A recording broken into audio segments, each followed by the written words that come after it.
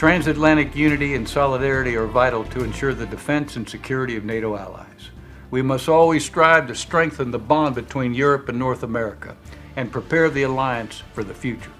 It's really about NATO moving to recognise how Russia's threat has changed, but also how readiness is important and how they have to configure. And then add that to NATO's new strategic plans that they're working on. We see a world today that has emerged in which the destructive power of nuclear weapons in the kinetic world is beginning to be matched by the destructive capability of cyber, which begins, of course, in the cyber sphere, if you will, but then has significant kinetic effect.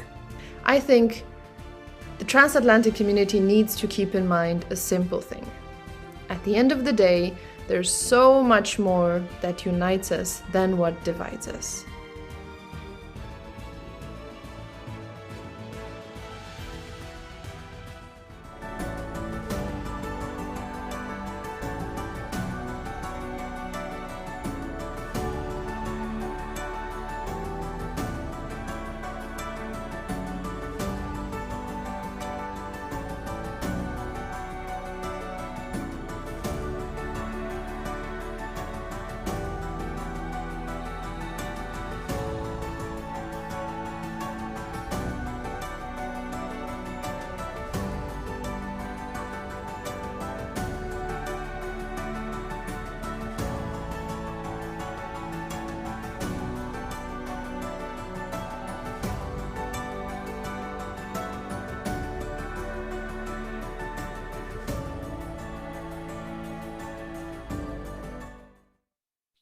Hello, everyone.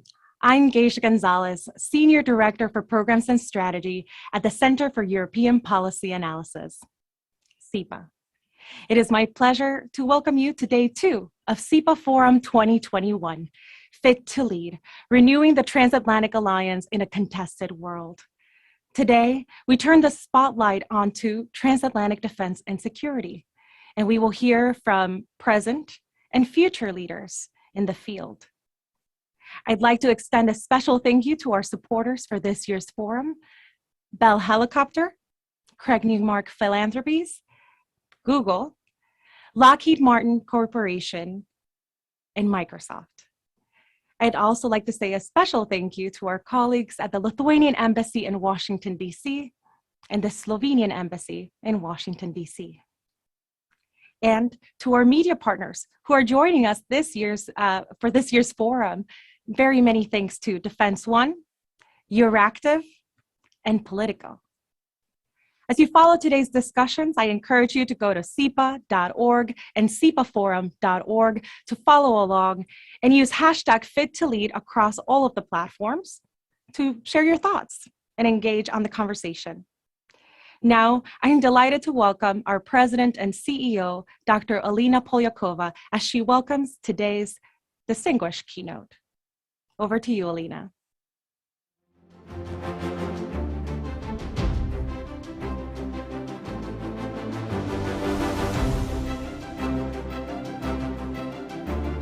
Hello, and welcome to Day 2 of CEPA Forum 2021. I'm Alina Polyakova, President and CEO of CEPA, and I'm delighted to welcome all of you back for another series of robust discussions on the future of the Transatlantic Alliance. Today, our focus is on defense and security. As a result of rising geopolitical tensions and the advance of hybrid conflict, our security environment is more complex and demanding than at any time since the end of the Cold War. NATO faces not only the challenge of deterring and defending, but also the need to maintain credibility as adversaries' ambitions grow and as new technologies emerge.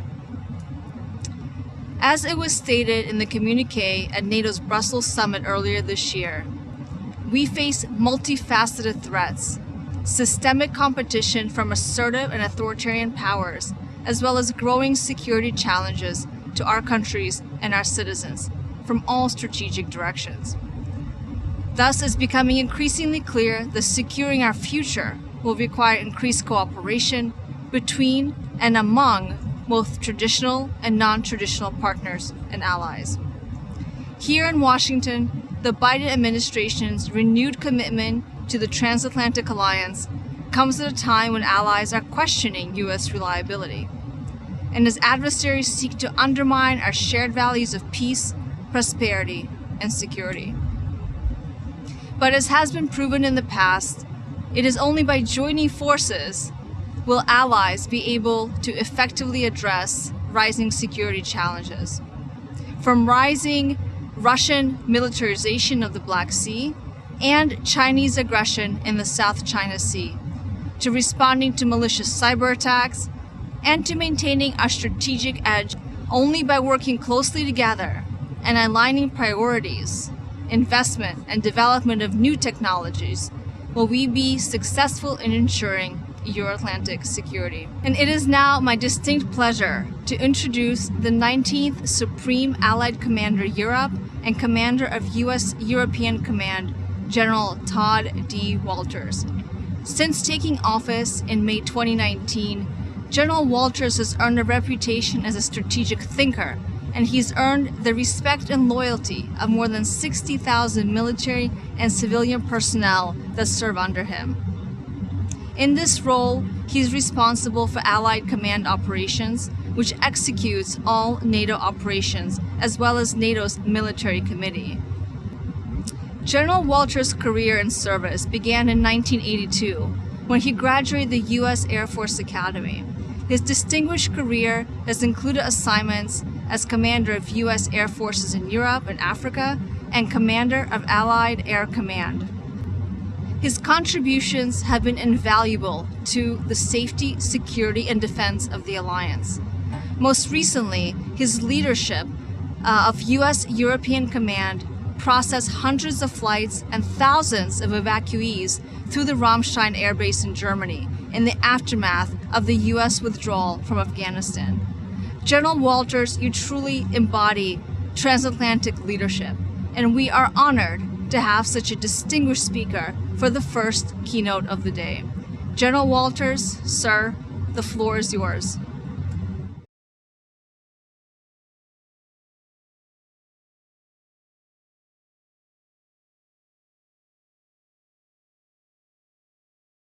From the Supreme Headquarters, Allied Powers Europe, good morning to all in North America and good afternoon here in Europe. Dr. Polykoya, Lieutenant General Ben Hodges, thanks for the opportunity to address this diverse group of leaders from both sides of the Atlantic who are committed to promoting a strong and enduring transatlantic alliance and our shared values. On behalf of the dedicated men and women sustaining peace across the Euro-Atlantic, we're honored to discuss how NATO continues to evolve the approach to generating peace together. As we navigate through year 2 of the pandemic, we offer condolences to those impacted by COVID-19. Across the alliance, we continue working diligently alongside our allies and partners to ensure this health crisis never becomes a security crisis. In the face of new variants, we must remain vigilant. We live in an increasingly complex and contested world, faced by a range of new threats, from disinformation to disruptive technologies, to energy competition and climate change, to health crisis and political uncertainty. All are stressing the established rules-based international order. These threats and challengers seek to take advantage of conditions through aggressive action using all instruments of national power. These challengers are backed by increasingly capable military forces. Countries and continents can best address these challenges together. Transatlantic unity and solidarity are vital to ensure the defense and security of NATO allies. We must always strive to strengthen the bond between Europe and North America and prepare the alliance for the future. The Euro-Atlantic area serves as an exporter of global peace and security.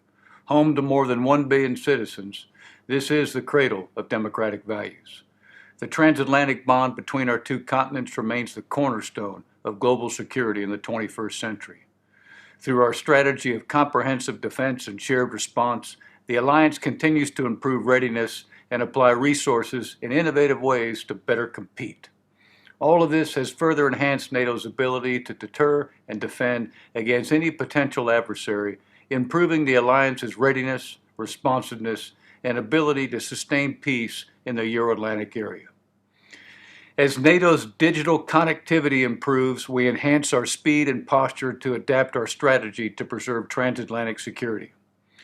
NATO counters disinformation through transparency, improves command and control by alignment, exercises in a more dynamic manner across all domains, and through a 360-degree approach to mission command, prepares for the challenges to come. In 2020, all 30 NATO defense ministers approved NATO's concept for the deterrence and defense of the Euro-Atlantic area, which we call DDA. This concept develops alliance planning and, in concert with SAC-T's NATO Warfighter Capstone concept, develops alliance capability to achieve the strategic and operational intent of the NATO military strategy. DDA unites national, regional, and theater-wide military efforts to a common purpose. In uniting the three components of AOR security, geography, domains, and readiness, this structure helps preserve peace, prevent a transition to crisis or conflict, conduct alliance operations against terror groups, and address diverse forms of instability inside and outside the area of responsibility. This architecture provides maximum military coherence at the tactical, operational, and strategic levels across all domains. In peacetime, we implement this architecture through operations, activities, and investments. Over the past summer, the Alliance, along with its partners, executed another iteration of Defender Series exercises. Allies demonstrated their ability to deploy considerable-sized forces, stage at respective ports, integrate with allies, and onward move to numerous training areas across the continent. The speed and scale of these operations demonstrate a well-trained, committed alliance ready to respond collectively to threats from 360 degrees at the time of our choosing. Success in 21st century warfare demands that we evolve to compete in new domains. Expanding cyber threats require us to enhance cyber defenses and impose costs against malicious disinformation and behavior. To support these efforts, NATO's Cyberspace Operations Center is located here at SHAPE headquarters in Mons, Belgium. And our Space Center is fully integrated into Allied Air Command at Ramstein Air Base, Germany. Maintaining stability with responsible space and cyber activities are vital to NATO. Resilient, adaptable, and combat-credible forces are fundamental to the Alliance's security. Our military-to-military relationships across the Euro-Atlantic area remain strong, signaling the resilience of our collective defense. Our alliance remains the foundation of a democratic, rules-based international order. Maintaining a capable and ready force across the AOR strengthens our collective security by encouraging peace, unity, and cohesion between the alliance's individual nations, as well as a need to continually invest in the Transatlantic Alliance. Our alliance's service members continue to generate peace alongside our partners, effectively competing, deterring attacks from potential aggressors, and preparing our allies and partners to respond decisively if required. Even though the alliance of today is considerably different from the one established in 1949, it remains anchored in its founding principle that a world with NATO is safer and more prosperous for all. Keep doing what you do. It matters to the alliance, our nations, and the 1 billion citizens in the Euro-Atlantic area. We are stronger together.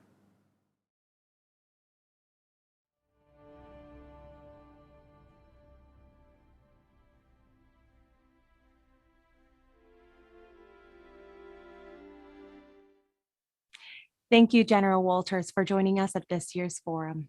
And now, I'm happy to introduce our first poll of the day.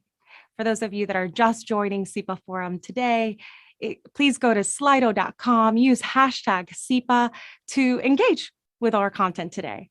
And so the first question, and some of you have already voted, which is really exciting, is where should NATO focus the strategic priorities over the next decade? Again, it's where should NATO focus its strategic priorities over the next decade? We have Central and Eastern Europe, Mediterranean and the Middle East, Black Sea, and Indo-Pacific. Again, go to slido.com, hashtag CEPA to answer the question, or use your phone and scan the QR code to answer and participate. And again, a reminder, use hashtag Fit to Lead across all of our social media platforms to engage in the conversation. And go to CEPA.org or CEPAforum.org to continue to watch. And now it is my absolute pleasure to welcome two wonderful keynotes as they highlight transatlantic cooperation for a common, secure future. Defense Minister Mariusz Błaszczak of Poland and U.S. Senator Joni Ernst of Iowa. Senator, Minister, over to you.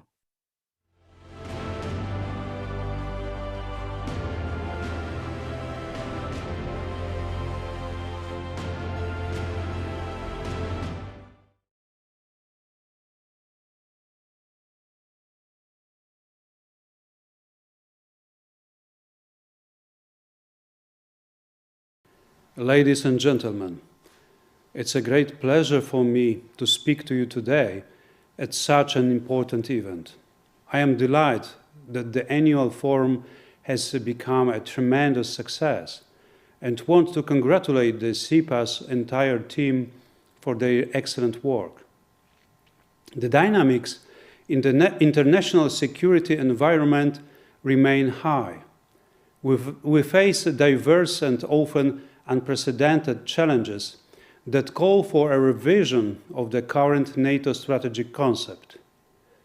NATO remains the main pillar of Euro-Atlantic security and defense policy. Allied security guarantees stemming from Article 5 of the Washington Treaty are particularly important in view of the changes in the security environment that have occurred over the last few years. Today, the security situation is marked by the confrontational policy and military posture of Russia, growing instability in the South, the volatile situation in the broader Middle East, and in the Indo-Pacific extremist narratives and acts of terrorism, as well as the ever-growing cyber and energy security threats. Let me focus here on the key aspects of the security of NATO's eastern flank.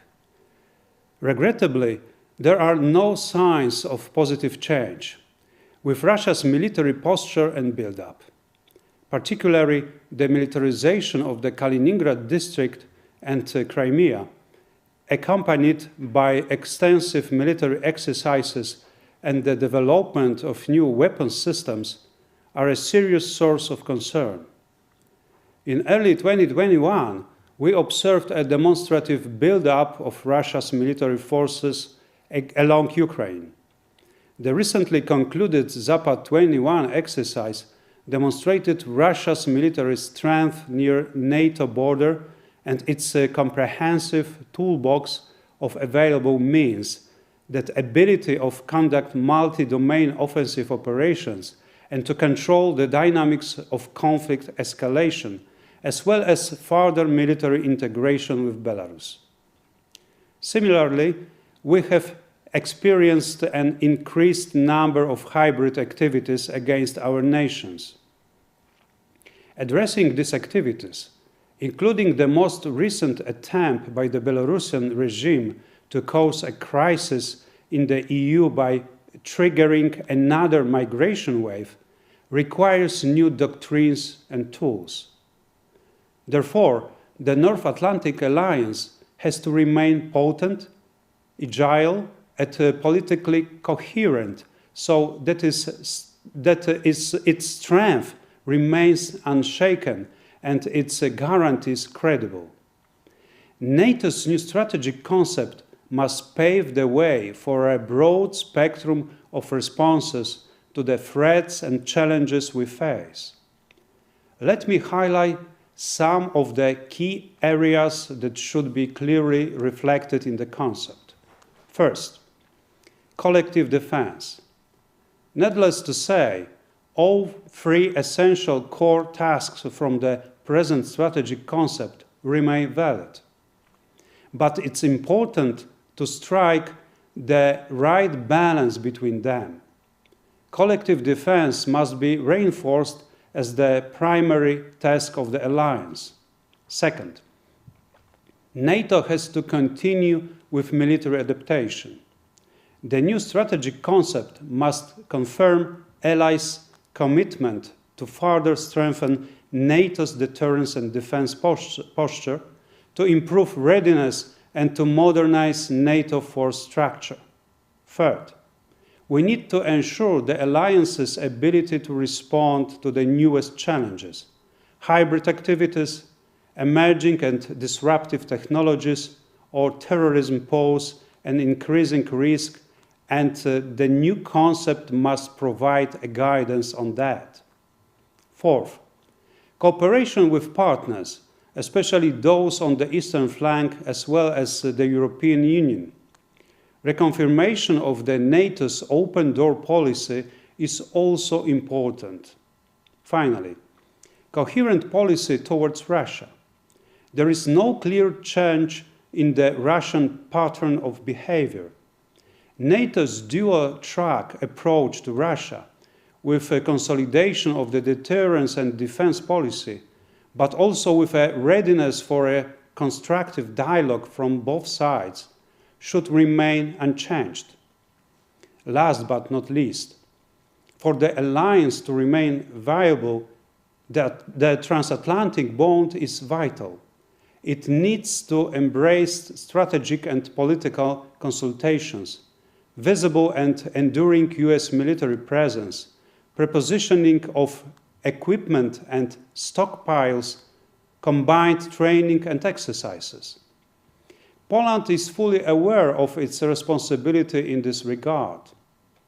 We are actively engaged in strengthening NATO's deterrence and defense in all strategic directions, participating in the alliance's operations and missions, and contributing significant forces and capabilities to NATO's initiatives. We continue to invest in military capabilities, crucial for both our and NATO's defenses. To sum up, I am confident we all agree that there is a need to revise NATO's strategy. To achieve that, it must properly balance expectations by all allies and ensure that NATO remains strong and effective, ready to face all the traditional and emerging challenges. Thank you for your attention. I wish you a fruitful discussion. Good afternoon, and thank you for the kind introduction. I am honored to take part in this year's Center for European Policy Analysis Forum. As a combat veteran who served in the military for 23 years and as a member of the Senate Armed Services Committee, I am convinced that global security rests in many ways on the strength of our transatlantic relationships. The discussions we are having today are vitally important to preserving the freedoms and values we hold so dearly. Authoritarian regimes are tightening their grip on vulnerable countries around the world. Oppressive ideologies are gaining traction in several regions, and we see the rights of people reduced in too many countries. Just this past month, we witnessed the resurgence of the brutal Taliban regime as they filled a governance vacuum. Supplanting a government that showed some promise for the advancement of freedom and rights of all citizens, the Taliban are restoring brutal and oppressive measures and restoring partnerships with the world's most malignant terrorist organizations. The fall of Afghanistan is just the latest example of the rise of authoritarianism and oppression in Central Asia, North Africa, Central America, and the Far East. In each of these areas, the freedoms and values we enjoy in our countries are still in nascent stages of development, vulnerable to attack. As I look to the countries represented here today, I see long-established democracies, liberal societies, and countries whose recent experiences show a path to more stable and open governments. What our partnerships represent are the best bulwark against the onslaught and attacks against the world order. Together, we advance our values while defending against the challenges of malign actors, whether they be non-state violent extremists, agents of crime and chaos, or established powers such as China and Russia that operate with malign intent across borders around the globe. The challenges we face continue to evolve as our adversaries meld diplomatic and economic efforts with enhanced military capabilities in cyber warfare, quantum computing, and missile technology capacity. Communist China presents both new and enduring strategic challenges, and Russia has shown a reversion to the habits and activities of the old Soviet Union. For more than 20 years, China has grown its military capability, developed or stolen key technologies, engaged in aggressive and predatory economics, diplomatically and militarily threatened its neighbors, and executed a comprehensive plan to replace a stable and peaceful world order with a more predatory and constrained order. Russia continues the buildup in military capability as well. It has increased its operations in the Arctic, tries to restore its former control of the Baltics, and it continues efforts to divide and weaken NATO. Vladimir Putin's military aggression in Crimea, his cyber attacks on Estonia, military coercion against Ukraine and other neighbors all show the variety of threats to democratic and free peoples. These threats are real. Despite the president's strategic blunder in Afghanistan, I believe our partnerships are still capable of meeting the challenges of our near-peer adversaries and threats from terrorists. But to succeed, the need to adapt our relationships to a constantly shifting operational environment is vital to securing global stability. As Russia and China seek to clamp down on emerging democracies and use the developing world as imperial outposts to source their expansions, the NATO alliance and our regional European alliances are the essential mechanisms that protect free peoples. We have a responsibility to preserve the world order, one based on freedoms, economic vitality, and values that raise all people to a better place. It is our duty to work together on this great task. The bulwark of free people in Europe, both long-standing democracies and countries emerging from the shadow of authoritarian influence in Eastern Europe today, stand firm. If we fail to demonstrate strength for others in the crosshairs of great powers, then we face the very real possibility of a diminished prospect for peace, security, and prosperity. For the past 72 years, our relationship has proven crucial to global security and prosperity. Our European friends know the struggle and sacrifice of fighting to keep their freedom, and now enjoy the benefits. To preserve these gains, we must keep our transatlantic relationships strong and meet the spreading challenges to liberty and freedom. The gift of liberty, freedoms of speech, religion, expression, all burn bright today in Europe, and we must tend to that fire, provide oxygen for its strength, and fuel its spread. I commit to you my efforts in the United States Senate to preserve and strengthen our great partnerships. Thank you.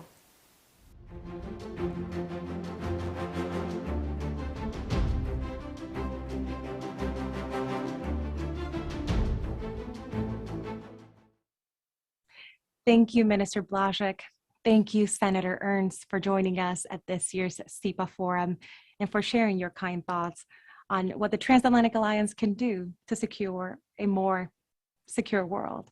I am delighted to now share with you our poll 1 results. So the question again was, where should NATO focus its strategic priorities over the next decade? The top answer was actually Central and Eastern Europe, and that's very interesting. We'll share more thoughts later when we get to poll 2. Again, please continue to go to slido.com, use hashtag CEPA to join us and engage with our questions. We do have a word cloud coming up, and the question there is, which areas of technological innovation does NATO need to focus on?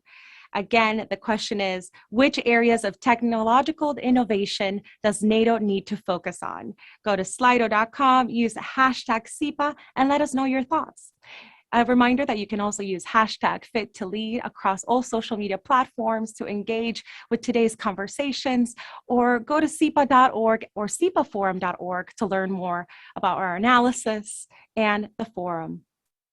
And now I am delighted to welcome the next segment, the ethics of tomorrow's tech-enabled war.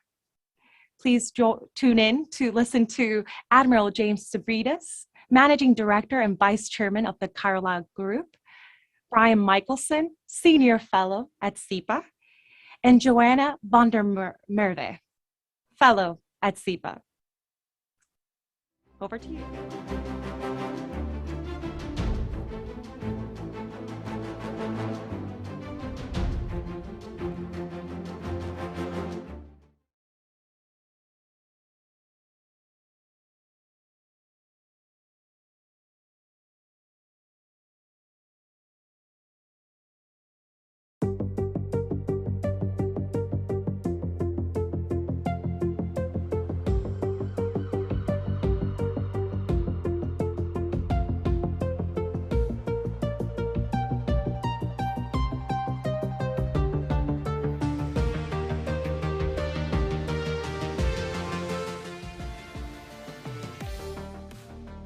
When thinking about which technologies pose the greatest concern for me to the ethical conduct of warfare going forward, I have to answer artificial intelligence, not just because it's my area of expertise, but because of the nature of the technology and the foundational role it will play to other systems within the military, and the impact of unethical AI on the ability to be ethical in other areas of warfare.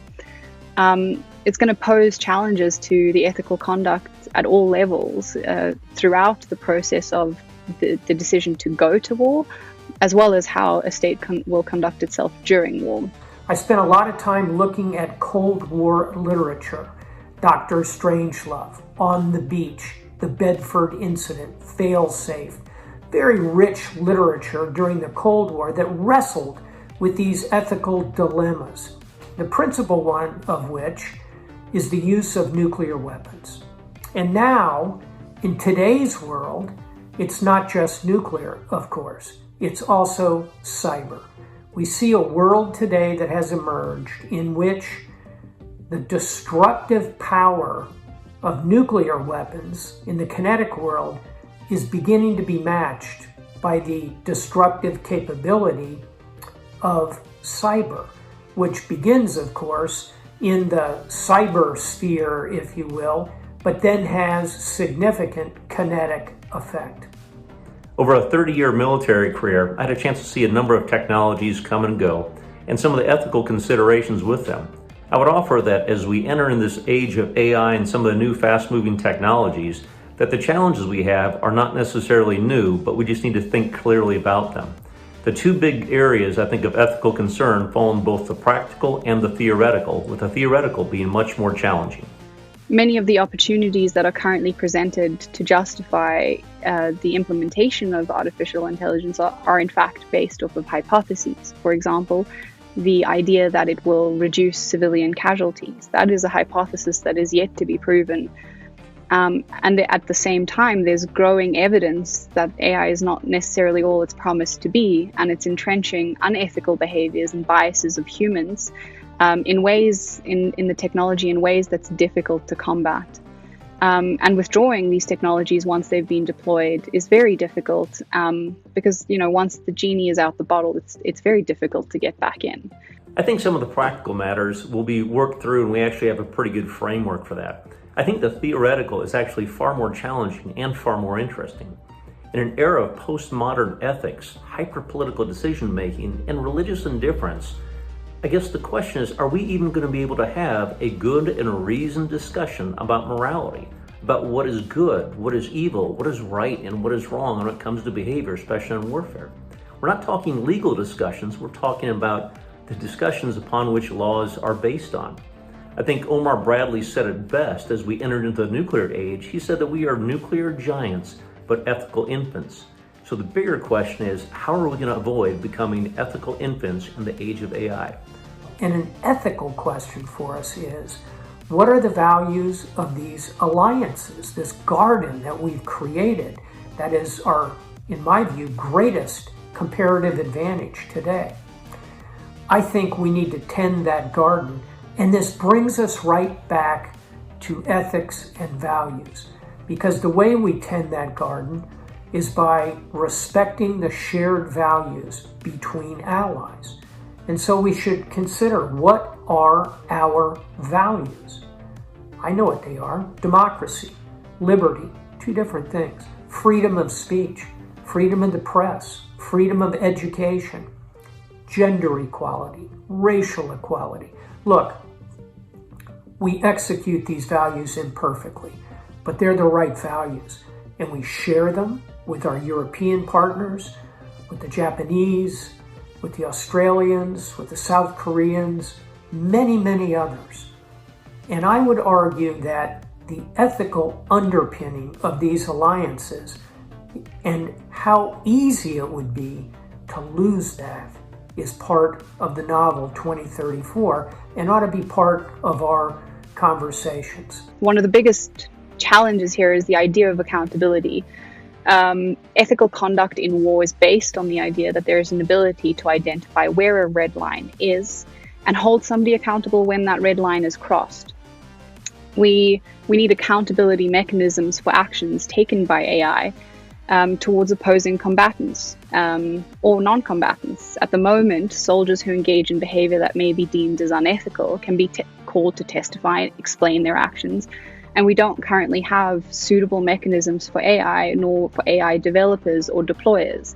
But we also need accountability mechanisms for the soldiers who are told to rely on the AI system, and then it doesn't do what it said it would do. They need a method through which they can communicate that how they feel about that system and whether they believe its behavior is in line with how they would behave on a battlefield. So there's a number of these practical challenges that need to be addressed, and we're at a turning point where we're at almost this talk of an arms race that may push us to develop unethical AI if we don't slow down and address these practical issues. So that's why I would have to say artificial intelligence is my largest concern. And of course, the list is not exhaustive of these challenges, but those are just a couple of the examples.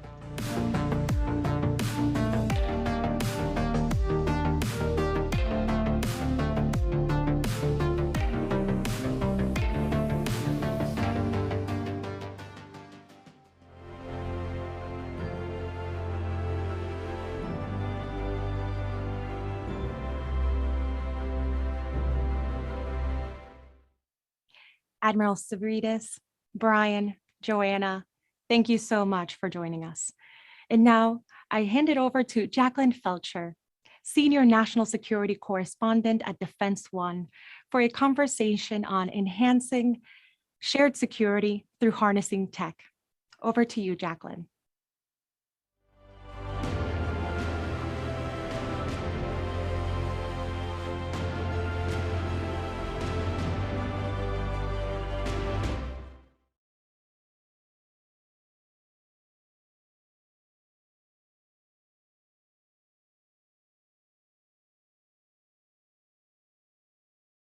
Hello, my name is Jacqueline Felcher. I'm the Senior National Security Correspondent at Defense One. Thank you so much for joining us for this important conversation at the CEPA Forum on how technology can improve shared security. I'm joined today by our expert panel. We have retired Lieutenant General Ben Hodges, the Pershing Chair at CEPA and former Commanding General of U.S. Army Europe, and Joe Robinson, the CEO of Defense and Security at Improbable, a London-based company focused on multiplayer games. Thanks so much to our panel for being here, and without further ado, let's get started. So Joe, I'd like to start with you. I'd love to get your thoughts on sort of what trends and innovations you're seeing in defense technology right now, and how you expect them to impact how troops both train for and fight in conflict. Wow, thank you ever so much, Jacqueline, for the introduction and the opportunity to talk. Hey, look, I think that's a massive question. So let me pick up, say, a couple of trends, and then I'd be really interested to hear what General Hodges' perspective on this as well as a former warfighter. So I think it's undeniable that data is data is underpinning the modern world and the way that we make decisions across enterprises. And I think defense and national security is no different. I think the data is both a problem and an opportunity, both being able to get hold of and harness data in both the unclassified space and the open internet, and both the classified space, and bring those data sets together to create a holistic picture of the world. That's a massive challenge, I think, at the moment within defense and national security, but a great opportunity to be able to leverage.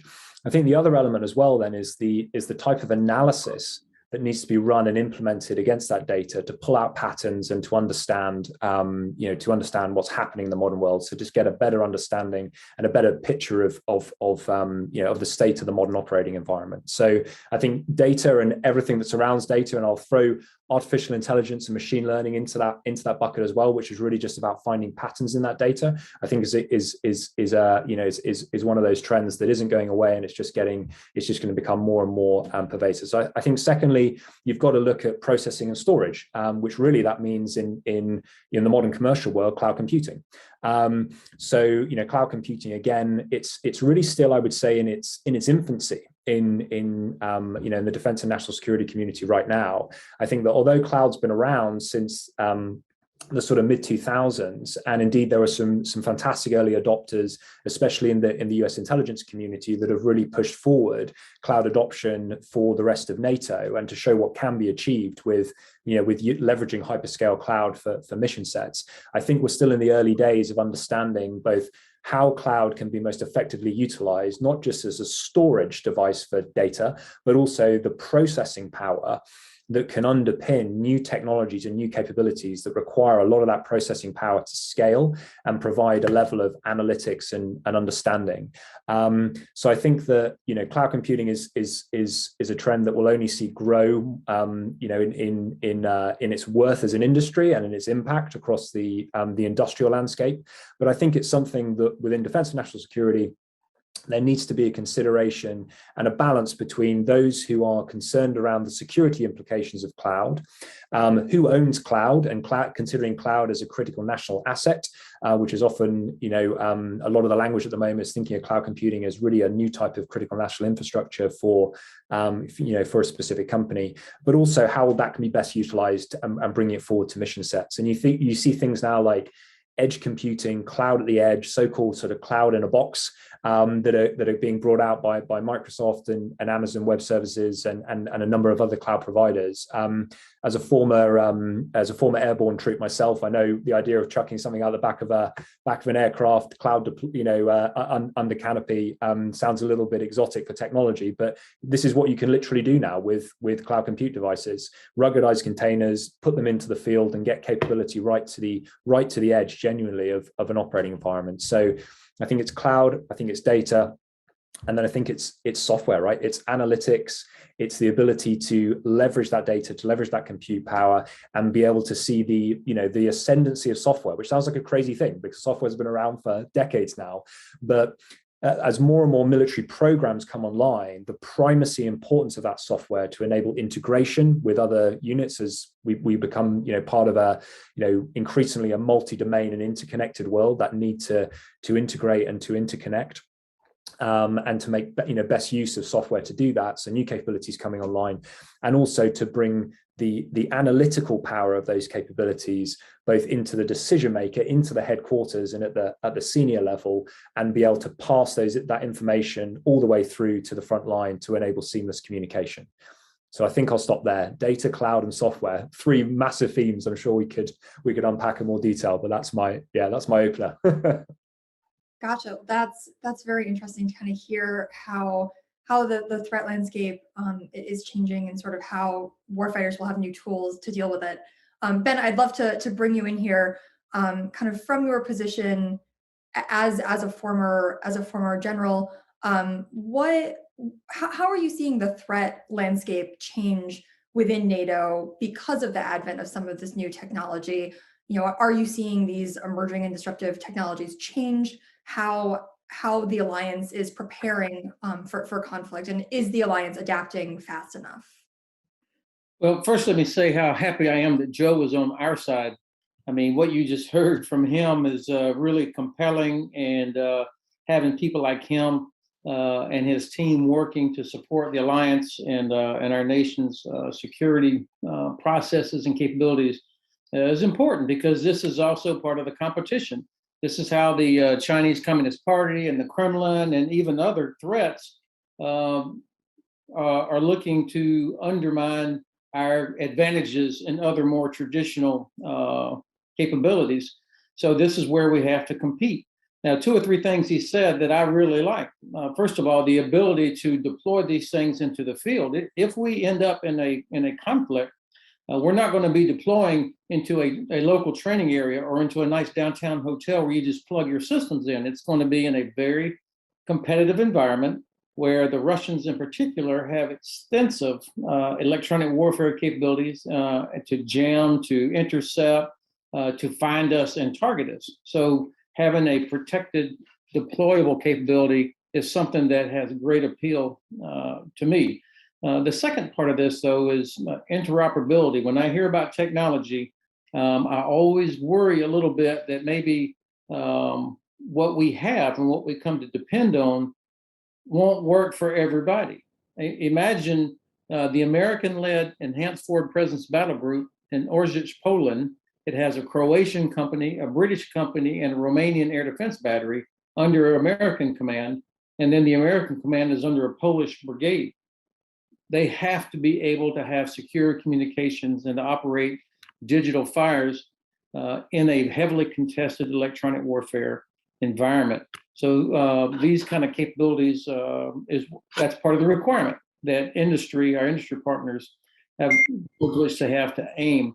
The last point I want to make is, and I'm an infantry soldier. I'm just now learning about things such as quantum computing and all these other concepts that Joe was talking about. But for sure, capabilities to completely rupture or get inside all of our secure networks, that's here. And so we have got to make sure that we don't just assume we can operate on all of our systems, that they're all protected. There still is a human requirement for discipline and training as well.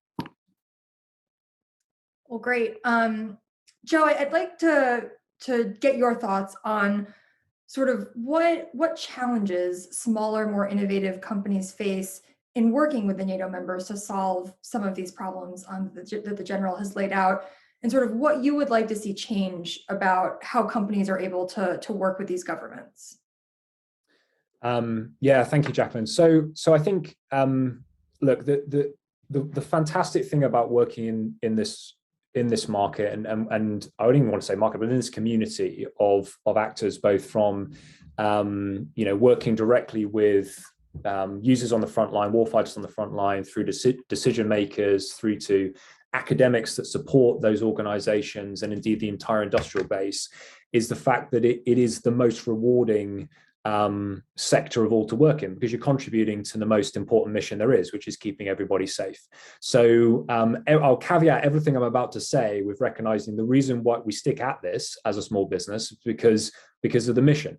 The mission that I was very proud to serve on when I was in the military, and the mission now that my company is supporting through working at Improbable to assist the defense and national security community of the Western world. But yeah, you're right. There are challenges as a small business, and I think the one that I would focus on most specifically is this idea of bridging the valley of death. I think in defense and national security, there is a vast amount of innovation happening.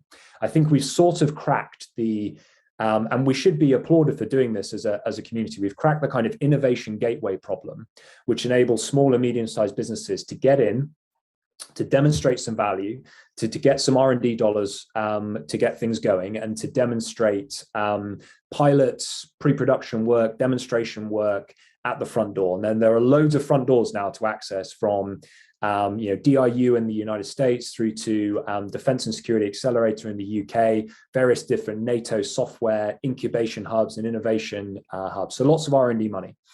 But actually, when you look at the number of those pilots, those prototyping opportunities that get pulled through into core programs, so programs that are funded over multiple years, which are integrated, as General Ben said, the importance of integration inside existing systems. So all of the legacy equipment that we're utilizing today, that service personnel are utilizing today, and bringing that in to enhance and support those capabilities. It is a tiny number, sadly, a really tiny number of those projects that can brought in. And you would think that the reason for that is because most of them fail. And I think that we are more comfortable now with the idea of failing fast. You hear this a lot in the language of our senior decision makers. We're going to do innovation, we're going to do it quickly, we're going to fail fast, we're going to learn. And I think that's great. But actually, part of the reason, or rather part of the problem, is the fact that those pilots and prototypes that go incredibly well are almost become the victim of their own success, especially with software, because the line between a pilot program and a production piece of working software is very, very thin. It's not like buying a piece of hardware where your pre-production stuff is there to inform your long-term future procurement, but it's very thin. So very quickly you go from pilot to capability. And the problem then is that the system to assess the requirements, to run the competition, to select the vendor, to negotiate with the vendor, to bring them into core, that process is so lengthy, it's so bureaucratic, and it's so difficult to navigate as an SME without the the advice, the support, and the understanding of the industry is incredibly difficult. And so often businesses are faced, and I see that with many of our partners. We work with a vast ecosystem of partners from really small enterprises up to big defense, and it's heartbreaking to see small businesses that have fantastic capabilities that have done incredibly well in pilot programs essentially being disregarded because it takes years to bring those into core programs. So this is I genuinely think this is the problem of our time. If the defense and national security community genuinely wants to leverage innovation and bring it into core, they have to solve this problem of taking successful demonstrators, successful pilots, and saying, I want that, I'm going to bring that in now, and I'm going to get that into the hands of our users. And it's even more concerning when you have users that have been engaged in those pilots. So, warfighters that have been engaged in those pilots who have been given the software and suddenly have it taken off them following that piece of work. So they're like, hey, I was using this and it's great. It's better than what I have today. I want to keep using it. And now the system is telling me I can't because we have to go out for a long competitive tender. We have to do more analysis, and it takes many years to bring that in. And a final point I'd end on, not wanting to be the sort of doomsayer, and General Ben will know much more about this than I do, but I can't imagine that our adversaries have the same problem. Given the connection between the industrial, take China as an example, given the connection between the government, the industrial base, the academic community, those lines are very blurred. When the government wants to go after something, it reaches into its state, it grabs it, and it pulls it through into core. And we don't have that ability to rapidly grab things and bring them through into core programs. To me, that is the challenge of the time. Ben, would love to get your response to this from you having worked within the military. Sort of, if you think this valley of death is bridgeable, why it's important for the military to do so, if you believe so, just would love to get your response to this. Well, if I may. I did a poor job of answering your whole question earlier. I'd like to circle back to NATO, which is part of this bridge building effort to which Joe has referenced. And for the Biden administration, of course, emphasizing the importance of alliances, both with NATO as well as out in the Indo-Pacific region. I do believe that the alliance is addressing this. The alliance recognizes the importance of exactly what Joe has been describing. Obviously, an alliance with 30 nations, sovereign nations, and multiple partners is not going to necessarily move rapidly on this, but there's no doubt in my mind that the alliance sees it. And then also, and this is where I think it's very important, we have to get policies right in order to take advantage of the technologies that are emerging. Artificial intelligence, which is already playing such a critical role in so many aspects of what the military does. Not every nation has the same view when it comes to policy. Right here in Germany, where I live, there is significant debate about how do we employ how would the Bundeswehr employ artificial intelligence, for example, or hanging weapons off of drones, autonomous targeting, this sort of thing. So there's a policy component that is just as important as the actual technological component. Now, I do like what Joe talked about with research and development, and this is where I think the alliance could also be smart to incentivize more research and development by giving nations credit towards their 2% for R&D into things that have military application. Again, here in Germany, that's a bit of a problem. Most universities are reluctant to do research and development on behalf of the Bundeswehr. So finding ways to incentivize research and development for these capabilities that have military application, and I think the 2% model is a part of this. Maybe where I slightly disagree or would go in a different direction from Joe on the problem of the adversaries. No doubt they don't have to deal with a lot of the various steps inherent in a liberal democratic society. However, they also they can't unleash the talent of young people the way that we can. And I think young women and men, entrepreneurs like Joe Robinson, that are able to really do the research and develop capabilities, that's our advantage. And I hope we don't squander that advantage by burdening them with too many obstacles, but instead finding ways so that actually more companies do make it into providing capability. So I asked Joe about sort of some of the challenges the industry faces in doing business with the governments and with NATO. Ben, I'd like to get your thoughts on sort of where you see the biggest gaps in NATO's ability to actually bring this new technology in, train people how to use it, field it. What do you think are some of the biggest challenges there for the alliance? First, it's getting the requirement right. If you took 100 people out of any NATO headquarters, or frankly any American headquarters, and said define interoperability, you would get 100 different definitions.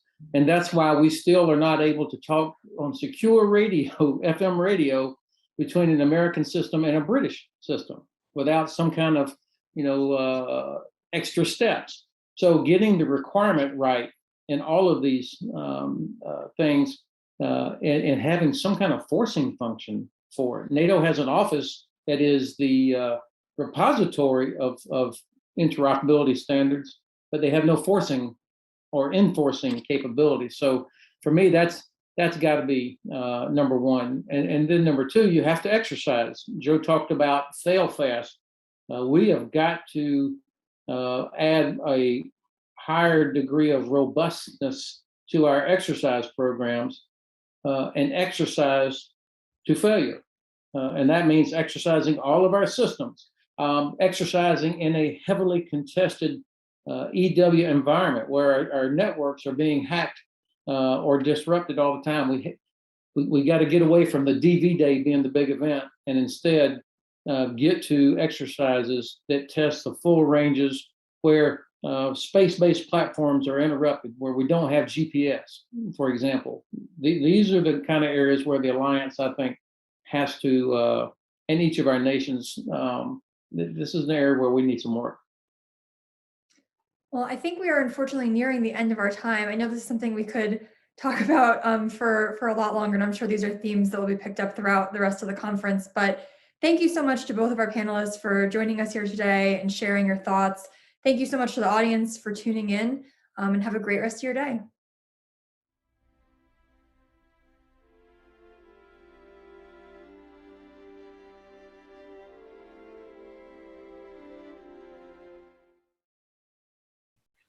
Thank you, Jacqueline. Thank you, Joe, Ben, for that wonderful conversation.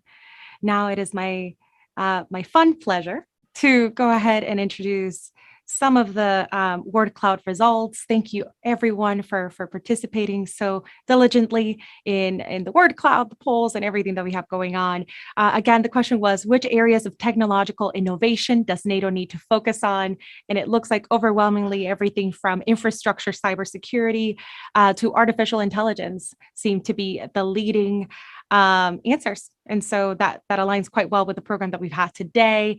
I will go ahead and introduce poll 2 for today, and this will run through the rest of the day. Again, please go to slido.com, use hashtag CEPA to participate. And the question is, what is the most pressing security issue for NATO?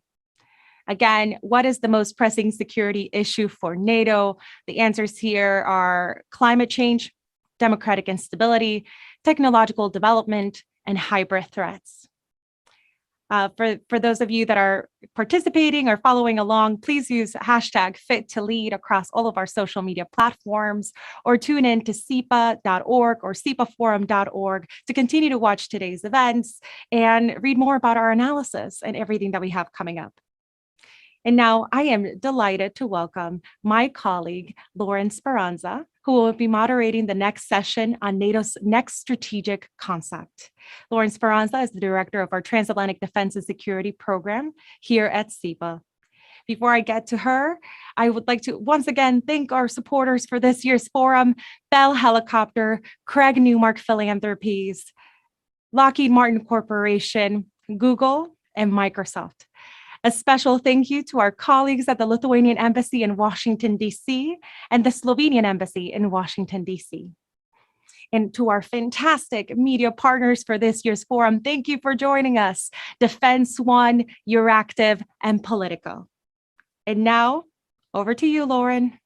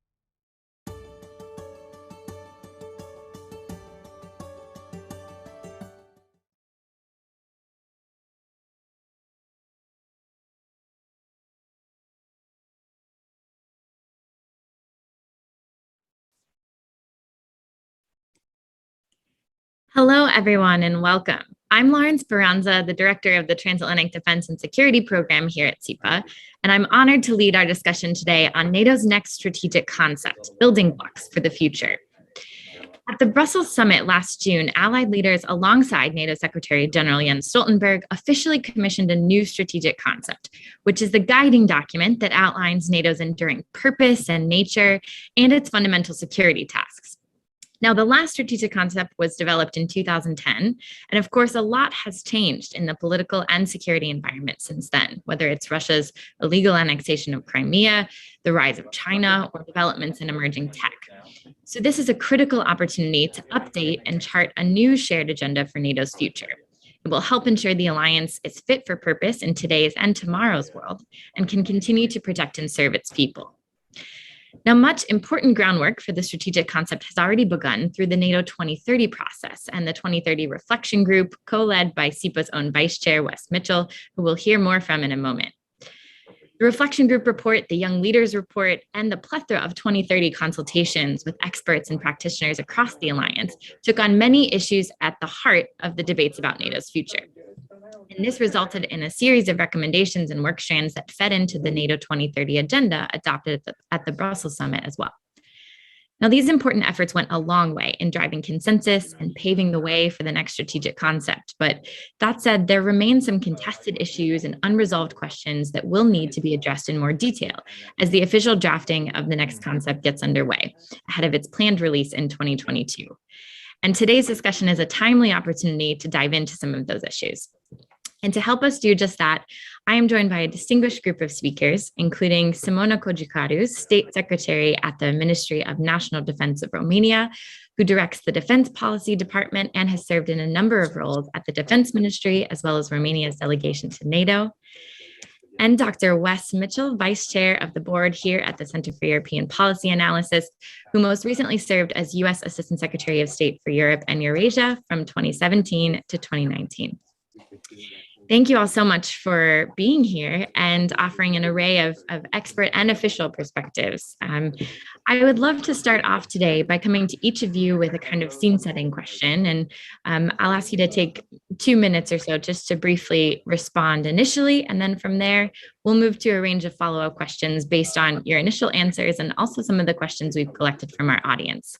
And just a quick reminder for our viewers to please follow along and join in on Twitter by tweeting at CEPA and using the hashtag CEPA Forum or Fit to Lead. So to begin, among other things, part of the purpose of a new strategic concept is to help strengthen Allied cohesion and outline a shared agenda for the future. But given transatlantic rifts recently over a few issues, such as the AUKUS British-Australian-US deal to share nuclear-powered submarine technology, or the withdrawal from Afghanistan, even Nord Stream 2, for example, how would you assess the current state of Allied cohesion as the foundation for this new concept? I mean, part of the impetus for this sort of 2030 process were concerns over maybe whether NATO was brain dead or obsolete. So where are we now on this? And State Secretary Kojikaru, I'd love to start with you. Thank you very much, Lauren. Good morning, everybody. Good afternoon from Bucharest. Again, I would like to thank CEPA for giving me the opportunity to speak this morning. Actually, I remember the insightful discussions we had last year. So for me personally, it's already a tradition to take part in CEPA Forum, and I'm really delighted about this. And thank you for innovative ideas and positive visions that CEPA contributed to security and defense. So trying to answer to your question, Lorraine, I would say that for a country like Romania, NATO is rock solid. So this is my first remark. We are members of the most successful political military alliance in the world, with the ability to rapidly adapt. And I think this is one of the most important issues in our conversation today. So rapidly adapt to any kind of security challenges, having as main objective the defense, the protection of all members equally. I will recall 2014 Russian aggression on Ukraine. And I think this is an incredible example of cohesion, solidarity, and common action. In a record time, NATO took all necessary political, military decisions to consolidate, to increase deterrence and defense on the eastern flank. And now Romania and the Black Sea region is much safer than before. Of course, there were disagreements in the past, and maybe there will be in the future. But I invite you also all to remember that NATO is a platform of dialogue. And cohesion could be achieved at the end of the day through our capacity to achieve consensus, to have a voice at the table of North Atlantic Council for the sake of the security of more than 1 billion citizens. And we have to find all common ground. So my remark at this point is that NATO is rock solid. We achieved already unity, cohesion, solidarity. Yes, there are disagreements. This is natural. It's crystal clear. We are talking about a 72 years old alliance. But at the end of the day, NATO is about consensus. It's about dialogue. Thank you. Thank you so much, Secretary. It's a good, solid note to start on. And Wes, I would love to hear your thoughts. Do you agree? I mean, I know you've spent a lot of time as part of your role in the reflection group trying to build consensus and foster cohesion and promote this exact kind of dialogue. So how would you assess the state of Allied solidarity right now? Well, thanks for the question, Lauren. And let me just commend you and Alina and the rest of the team at CEPA for putting together really a terrific lineup for this week's forum. And I'm thrilled to be part of the discussion in the panel today. Look, I think you have to start by acknowledging that there are some very significant differences and disagreements in the transatlantic relationship today. You've named a few of the more salient ones. And I think you have to also acknowledge that they're not principally those disagreements are not principally the byproduct of the personality of person who's in the White House. They're not optical or semantic. They're rooted in very real differences of interests, strategic interests, and outlook among allies. And therefore, I think they're likely to prove persistent. So the strategic concept, of course, a new strategic concept can't change the fact of those disagreements. A strategic concept can't supply cohesion or substitute for shared interests if they don't exist, or if they don't exist to an adequate extent.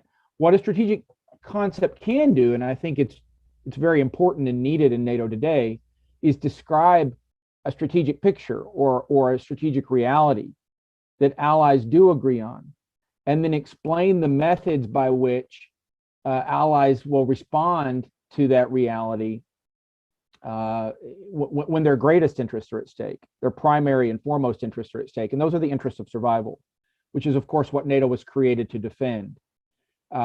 So you can think of a strategic concept as as an instrument to address the what and the how, but not so much the why. And I think the big change that's taken place in NATO's strategic environment in the decade plus since we last had a strategic concept update is, of course, the threat from large state actors. And that's, of course, Russia and China. That large state actors that have the ability to defeat or subjugate individual allies in the Western alliance. The old strategic concept did not anticipate the seriousness of those challenges, and I think was therefore able to focus our attention mainly on out-of-area issues like Afghanistan. So mission number one for the strategic concept is to refocus on the NATO home area.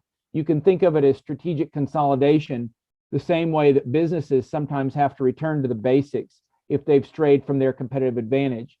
I think the single greatest threat to NATO, to answer the question in the poll that you alluded to a moment ago, is what the reflection group calls strategic simultaneity, or simply two-front war. And that is the danger that the United States will face an attack by China in the Asia-Pacific region that requires the majority of our military strength to handle, and that Europe will, in consequence, be open to an attack from Russia that it alone cannot handle. That is the central challenge. And I think it's sufficient to say we all have a primary interest, a foremost interest, we and our European allies, in avoiding that scenario. And I think that higher interest trumps whatever disagreements du jour may be in the headlines, and that should be avoiding that scenario and preparing for a more secure future should be the focus of the deliberations over the new strategic concept. Thanks so much, Wes. That's very helpful and important to remember, I think, as you said, what a strategic concept can and cannot do, and that it's not a catch-all solution for all the challenges the alliance is facing these days. And I want to come back to your point about strategic simultaneity in a moment, but one thing I think is important to touch on, when there are these divergent interests, a lot of the things that we fall back on and resort back to are our shared values, which of course bind us and are the foundation upon which the alliance was built. And there are challenges to those values, very real ones today, both externally from Russia and China, as you've mentioned, Wes, but also internally. And I would be curious, of course, there's been a debate over how we can strengthen these values. And, do you think the next strategic concept will have a strong political commitment to renew these values? And maybe a trickier question is, it's one thing, of course, to talk about the values, but how do we actually go about encouraging greater adherence to them throughout the alliance? And State Secretary Kojukardu, maybe you could start. Thank you very much, and I'd like also to thank Dr. Mitchell for his insights. So very, very helpful indeed. And yes, we are talking about shared values and fundamental principles. And I think these are unchanged comparing with the last version, if you like. And I will add also that we help to see more adaptation of the alliance through the new strategic concepts. So we have the fundamentals, which are unchanged, and we have the adaptation to an extremely dynamic global environment in a fast changing times, if you like, of the alliance. And I would like to add that we hope to see the right strategic profile of the alliance next year in Madrid by adopting the strategic concept. Values, unity, solidarity, cohesion. The centrality of the transatlantic bond and the commitment of the allies to NATO as the cornerstone of the Euro-Atlantic security must be unequivocally and powerfully reaffirmed. And this goes hand in hand with what I said earlier: unity, solidarity, cohesion. Cohesion is a term very dear to a country like Romania, since we are, such a vocal supporter of achieving cohesion, not only throughout the eastern flank, but in the alliance, generally speaking.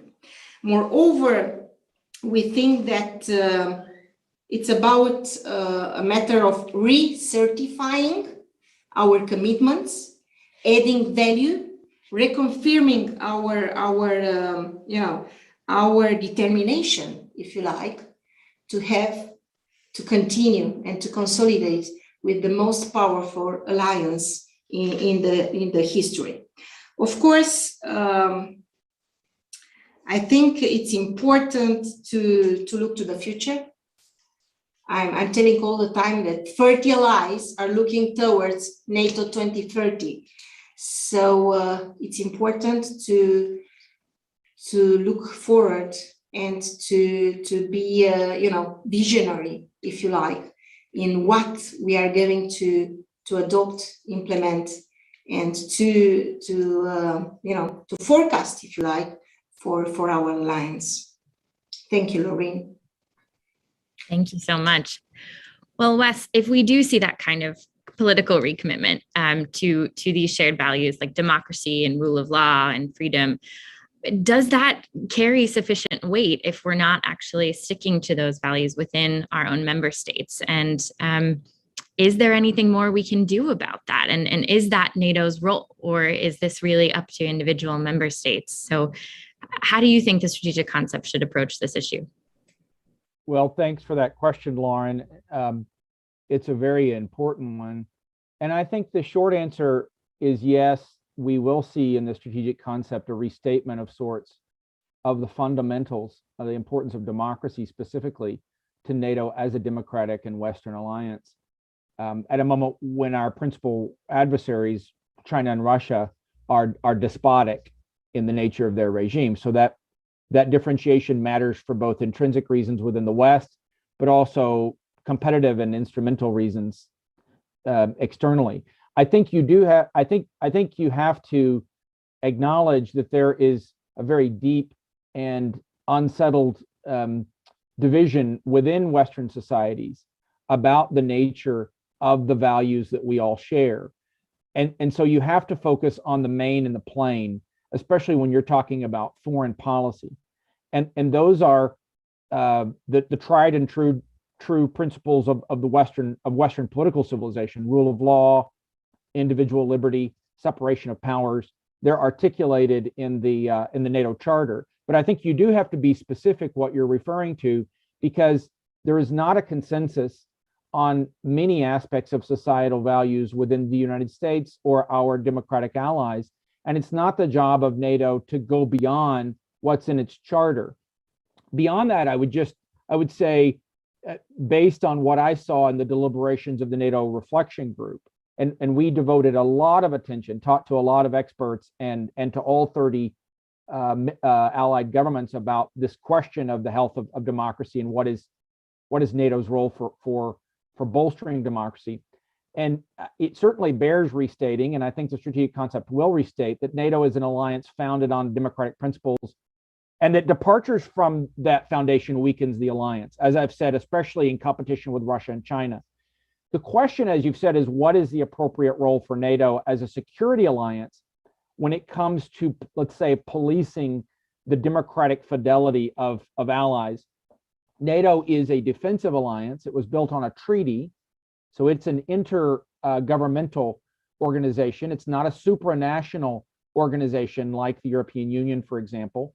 And it requires the consensus of all of its members as sovereign polities. Historically, if you go back, successive secretaries general, all the way back to the 50s, have steered away from attempting to influence domestic institutions or developments of members. You see this in NATO's interactions with Portugal, Spain, and Greece from a fairly early point after they entered the alliance. You see it in many decades of interactions with Turkey through various military coups and other things. You can use suasion. You can, on occasion, use discrete pressure, so subgroups of allies can bring pressure to bear. But successive secretaries general have stopped short of putting democracy compliance function onto NATO's docket. And there's a reason for that. I think it's a twofold reason. The first is internal, and it's simply that allies won't support it. Again, this is a treaty organization that requires consensus.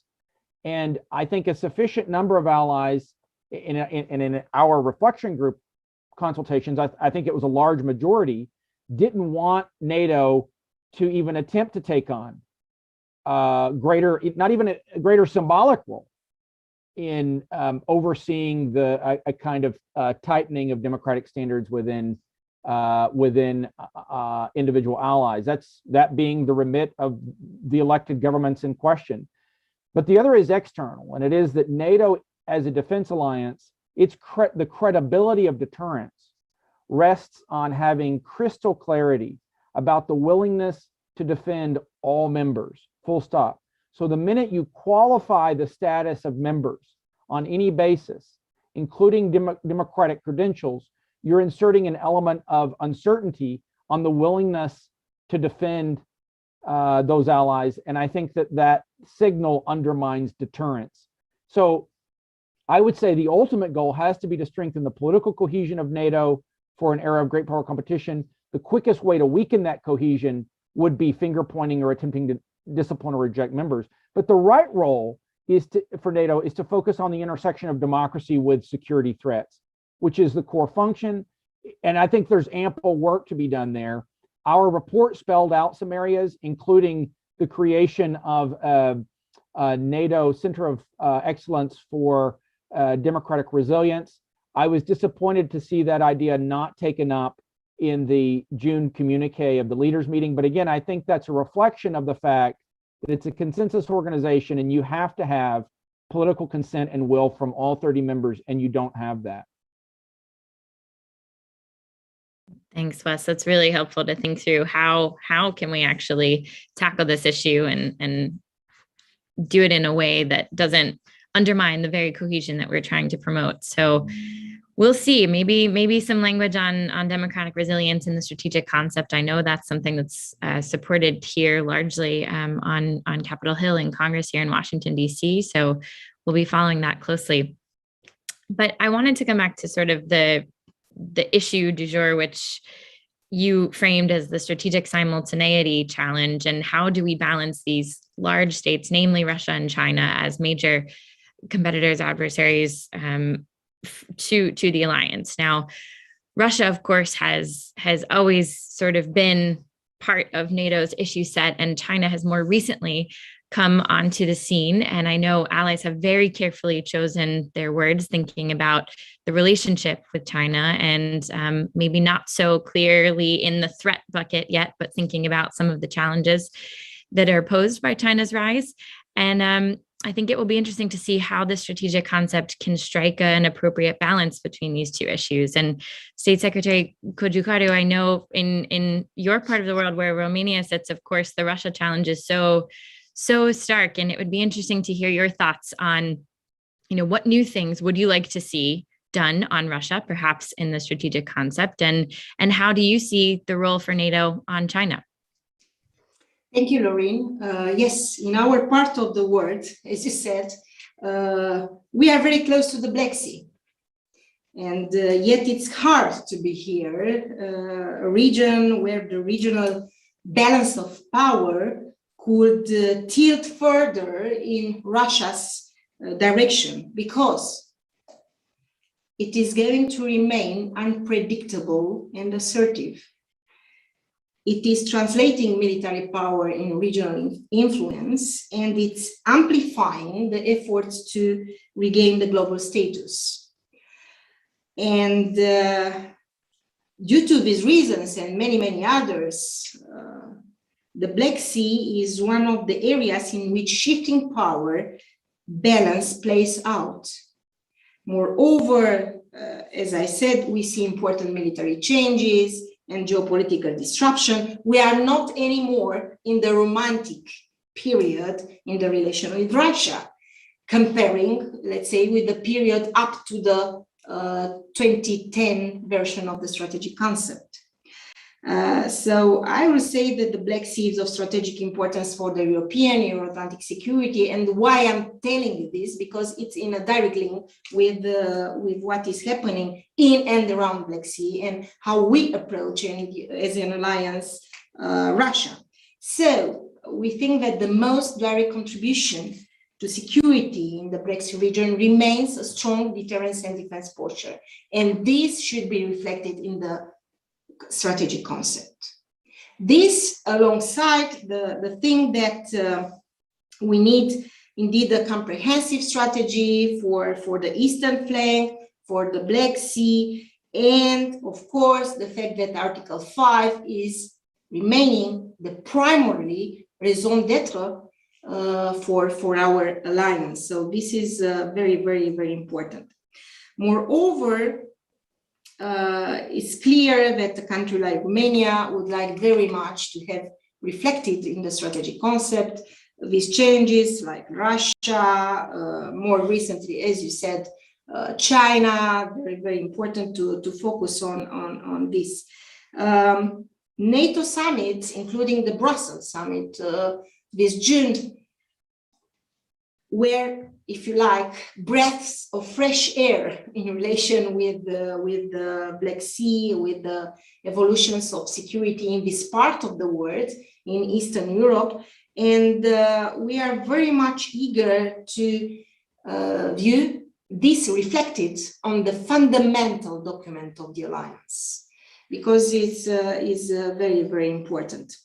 Again, I will not enter into much detail in relation with what is happening here on the eastern flank in relation with Taylor 4 presence and so on, but I will say that we have old, emerging, and future challenges, and we have to be prepared for all, because classical threats and risks are still here. They are not disappeared by the appearance of the emerging and disruptive technologies, by cyber, by propaganda, by emerging China and so on, by COVID-19. So they are still here. And we have to keep a watchful eye, and we have to focus our efforts on this also. Thank you, Laurie. Thanks so much. And you're absolutely right. In the 2010 version, Russia was sort of on track to be a strategic partner. Perhaps some of that language was utterly different than the realities we face today and continued Russian aggression. So I think we will indeed see strong focus on defense and deterrence, and changing the characterization of the threat environment with Russia that way. Wes, maybe I could ask you to lean in a bit. I'm sure you have thoughts on the balance, but specifically on the China issue too, because I know there had been some debate, especially in expert community, about how NATO should be approaching China, given the different types of challenges across the spectrum, whether political, economic, military, and what really NATO should be doing, whether that's activities kind of focused in the European theater or something broader in the Indo-Pacific. So maybe you could say a word about kind of your thoughts on what you think is the right balance, and what should the actual approach to China look like? Sure. Well, that's a great question. And look, I think first it's important to acknowledge that what the three of us are talking about right now, these two large state actors, Russia and China, those are the main threats. And I'm happy to share my thoughts on how you balance that. But just as an overarching comment, I did notice, unless I misread the poll, the questions that Geisha put up a minute ago, I didn't see Russia and China listed as even a possibility of the greatest security issue or threat facing the alliance. I think, and it's important to acknowledge this, because Russia and China are, of course, these are purposeful actors. They are large states. They're not inanimate objects. So you couldn't say the greatest security issue or threat facing NATO is, for example, technological change or slippage of democratic standards. It's very specific. It's state actors. It's intentional, and backed by state level capability. So I think it's important to recognize that. I think it's a sound principle of strategy, both in political sense and in a military sense, that you prepare to deal with the most dangerous threat that you face, the thing that can undermine your existence or throw off the entire game, so to speak. And you assume on that basis the ability to handle downstream or smaller threats. And I think that's a sound principle that NATO needs to apply when it looks at the threat horizon. I'm always leery when I hear 360, the 360-degree threat perspective. Sounds an awful lot like to me, like a kind of dilution or spreading focus around. If you prioritize everything, you prioritize nothing. Yes, we have to have the ability, and I think we do under the core task of crisis management, to be prepared for all kinds of contingencies. But climate change, just to pick one example from the list of things that I think are the shinier objects in the political viewfinder today, is not a threat to NATO on par with Russia or China. So I think State Secretary Koyukaru has it right when she says the viability of Article 5 is the key thing. Everything else is secondary. And in terms of threats, task one has always been and remains the defense of the Euro-Atlantic area vis-a-vis that power closest to us that's the most threatening, and that is Russia. But specifically, I think task one is a convincing defense vis-a-vis Russia using primarily European conventional means. If NATO achieves the ability to do that, it's doing the thing most within its power to help the US focus on a threat from China as well. So in other words, strategic simultaneity, addressing that is not primarily, in my view, about NATO taking on a role or European NATO taking on a role in the South China Sea. It's about NATO having a greater indigenous capability to handle the big threat in its own neighborhood, Russia, yes, with European enablers, with US enablers and support, but expecting reasonably for those to be less and less in evidence in coming years if the United States executes the national defense strategy as we appear to be doing. So the thing that NATO can do best to help most with strategic simultaneity is getting the Russia challenge right using primarily European capabilities. Collective defense, I think, what that points towards is that of the existing three core tasks of NATO, collective defense is by far the most important for the new strategic concept to reinforce. Because unless Europe can be brought to a state of greater defensibility by its own arms, then it's not clear Europe can be defended at all by the United States in a major crisis, given the fact of China. That's a very harsh reality to reflect upon, but I don't think we do ourselves any service by ignoring that reality. I think beyond that, to answer your second question, the new strategic concept needs to describe a politically achievable fourth task that is dedicated specifically to the question of China. There are, in my view, a wide range of areas where NATO has an obvious role on China that is underdeveloped. I would start with mechanisms of political consultation, similar to what we did on China during the Cold War with the COCOM structure, to ensure secure communications within the alliance, without which I'm not sure we could even defend against Russia, and a more fully developed program of consultation with partners in the Asia Pacific. All of that is to the good and I think overdue. So my advice would be NATO carve out, that it keep the three existing core tasks, but it carve out and make a new fourth core task, something like countering instability or something along those lines. But I think what failure looks like would be for NATO to dodge this issue or define the new agenda around items that are easier to get consensus on, but that are ultimately distractions from what NATO's main reason for existence is. Thanks, Wes. That's a great point, and actually something I wanted to get your thoughts on is this: are the current core tasks sufficient, or do we need to adapt those? And so great to get your thoughts on that. State Secretary Koyukaru, maybe you could also answer that question, but from the lens of what you were talking about with some of the future challenges. And I'm thinking about things, of course, like emerging and disruptive technologies, but also some of the kind of hybrid threats that you mentioned that Russia is clearly orchestrating in the region, but also beyond. And, specifically the ones that fall in the gray space, perhaps below Article 5, but maybe could possibly trigger Article 5. Do you think NATO has enough at its disposal now and enough mandate with its current core tasks that it can tackle these kinds of new challenges? Or do you think the strategic concept needs to address that in a different way, either through a new core task or something else? Thank you very much, Lorraine. One point in relation with China, I will start with, as NATO Secretary General mentioned just this Monday, when he virtually met with a state councillor and the Minister of Foreign Affairs of the People's Republic of China, the alliance does not see China as an adversary, and NATO Secretary General welcomed the dialogue and called on Beijing to act responsibly in the international system. And moreover, in the last NATO summit back in June, we expressed concerns over China's lack of transparency on military modernization and so on.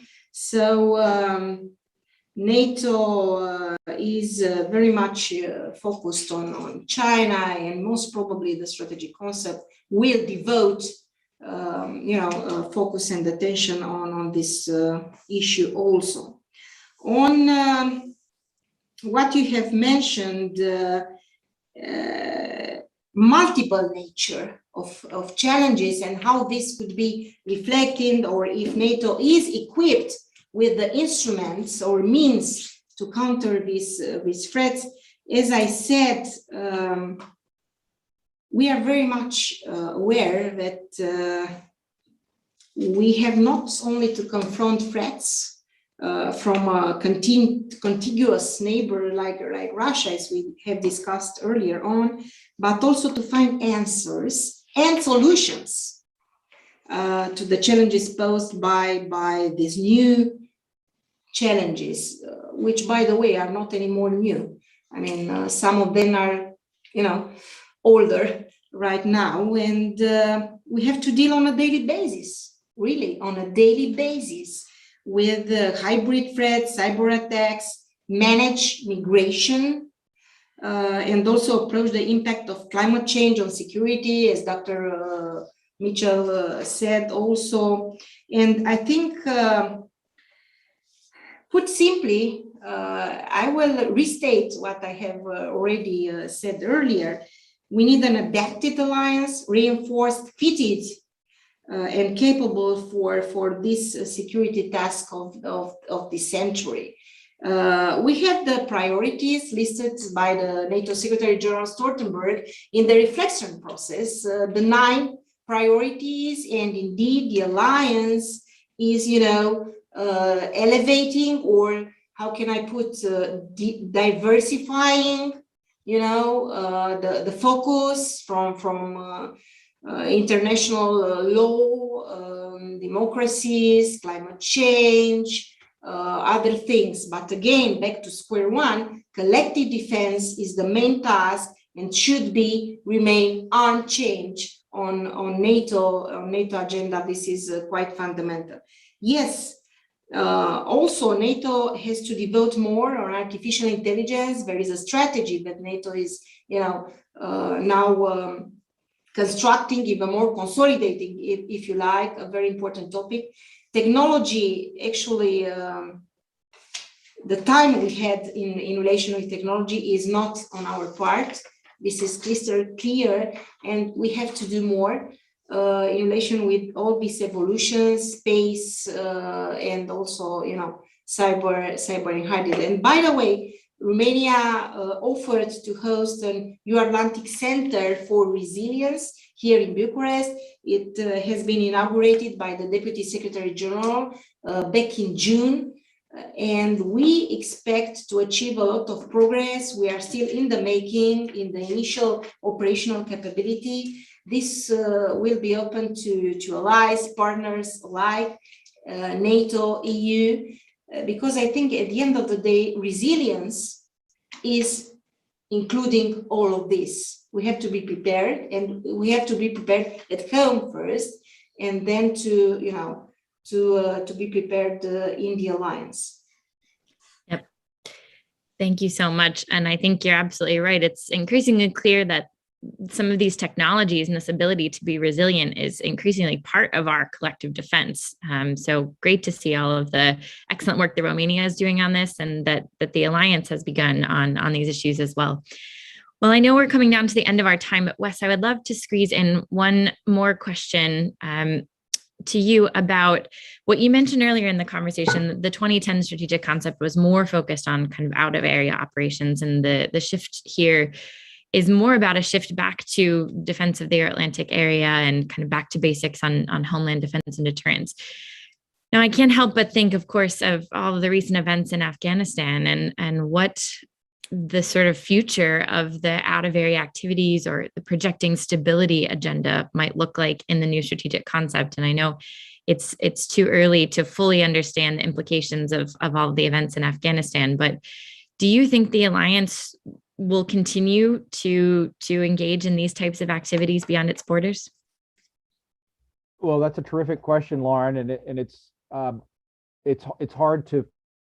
I think, given all the factors that we can see at present, the main geopolitical focus that we increasingly have on China and Russia, and just the bandwidth. If you look at where the NDS has the United States military focusing on procurement and equipping itself for the future, it's going to be a military that's less and less suited for counterinsurgency operations and more littoral combat setting. And I think you see a similar process underway in European militaries that are relinquishing some of the focus that has built up over the last 20 years to have a light and quickly deployable counterinsurgency type force that's a bolt-on to the US military, and more traditional territorial defense. My view is that given the strategic realities we've described on this call, that is the correct course of action and focus. But of course, life is unpredictable. You don't know what threats are going to emerge. I think there is a residual knowledge base in Western militaries and a residual equipment base to deal with certain low intensity threats. But I would say for the foreseeable future, we would expect to see, and certainly under the auspices of a strategic concept, I don't expect to see a lot of bandwidth given to out of area operations. I think that mantra from the early 2000s of out of area or out of business is in some ways now inverted, that it really is about being back within the home area and mastering the main and plain, as I said a minute ago, the ability to defend Europe. However, I think there are issues in the European neighborhood that have the potential to produce instability, that NATO does have a proper role that is something well short of deploying military assets. I think, for example, of the partnerships that NATO operates in North Africa and the Middle East, those are important tools. And I think they're tools that have not always been utilized well in the past. I was surprised in the work of the Reflection Group to find the extent to which NATO partnerships at present are underutilized as strategic tools.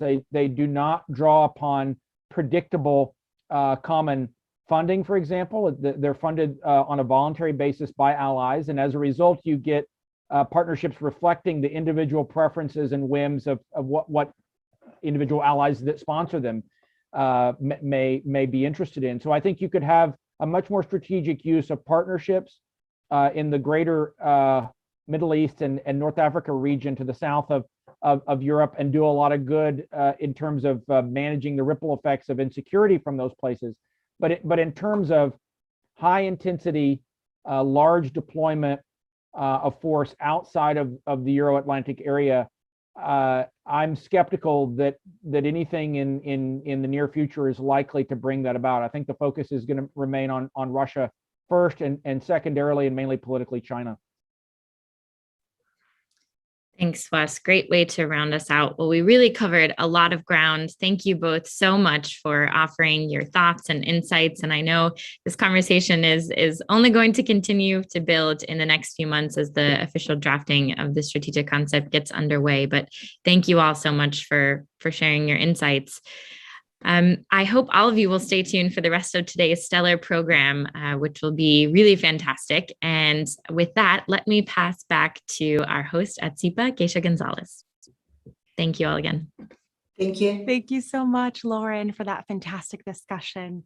And now it is my pleasure to welcome the next conversation with Secretary of State for Defense, the Right Honorable Ben Wallace of the UK, and our very own Edward Lucas, Senior Fellow at CEPA.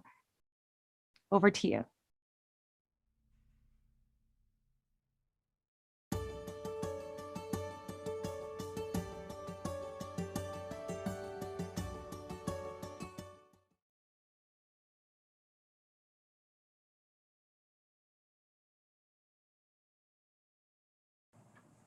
Hello, I'm Edward Lucas. Welcome to CEPA Forum, Fit to Lead. I'm here in London in the Ministry of Defence with the Secretary of State for Defence, Ben Wallace. Secretary of State. Hello, hi. Thank you for joining us for CEPA Forum. We seem to be moving into a new era of defence where coalitions of agile, threat-aware, capable countries are doing things that the old security arrangements that we've got used to in the past either can't do or can't do quickly enough. What does that mean for Britain?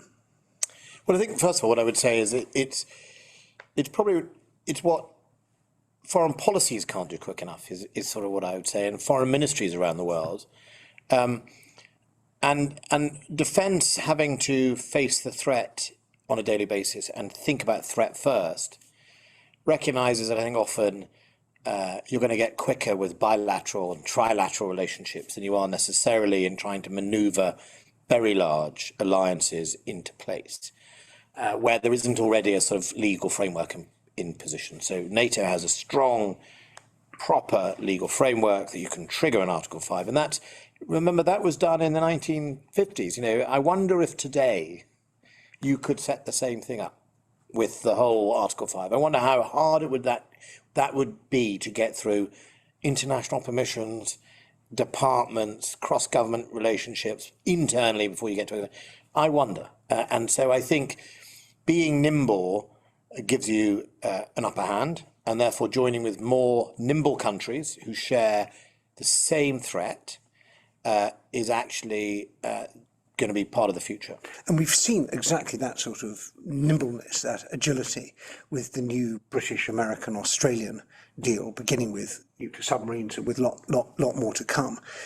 That's left a lot of people in continental Europe saying, what does Britain still do for us? What's the British role in the defence of Europe? Well, I think Britain's role is, first of all, we're the second biggest contributor to NATO. We both have a similar to the Australia AUKUS thing, is we have a mutual and common interest in the security of Europe. You know, the security of Europe is vital for Britain and vital for continental Europe. So actually, don't be distracted by things that have gone on further afield. Britain has in history brought its young men and women to fight for it and will continue to do so through its NATO obligations.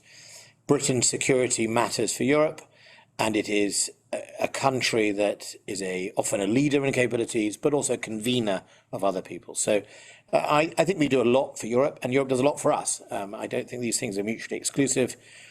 And, you know, for us, of our scale, as a nation with a significant military capability, but not a superpower capability, we will need to find those partners that match in size and ability, and countries such as France are natural bedfellows for us, and France would say the same about us. And in that Franco-German bed right now, I wonder if the relations are as completely harmonious as they've been in the past. Look, I have a really good relationship with Florence Parly, my French counterpart.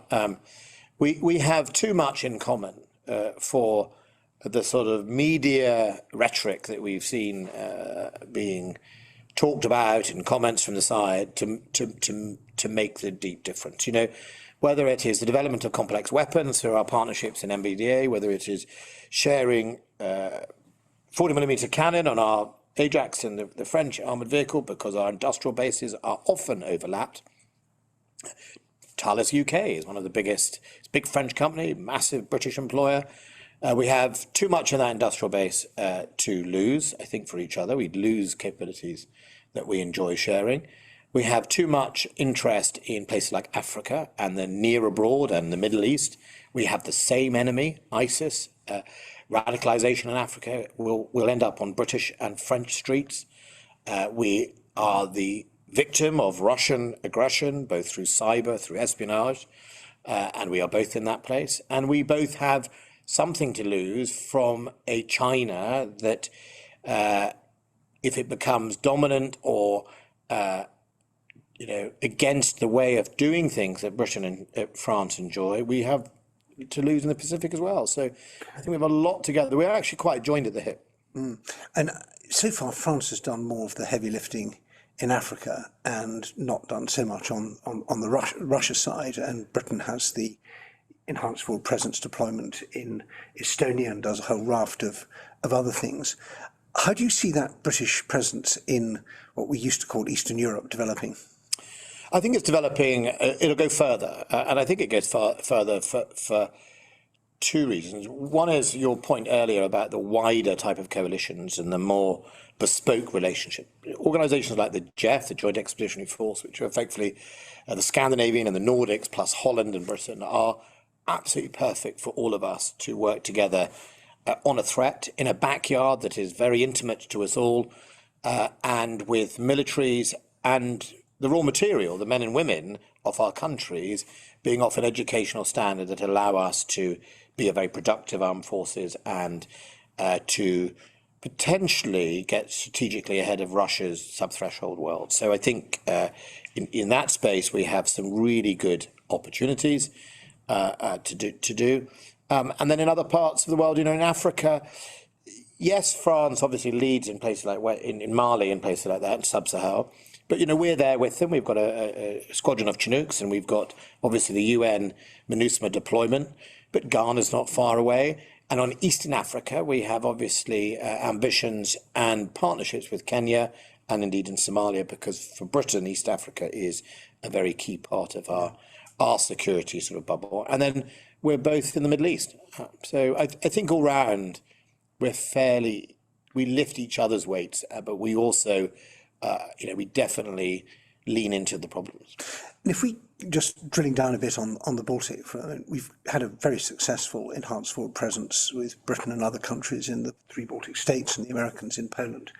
But it's not really a full defence plan. There's no air defence, for example, for our troops there. We don't have a maritime strategy. These countries are too small to buy the sort of weapons that they would ideally need to defend themselves.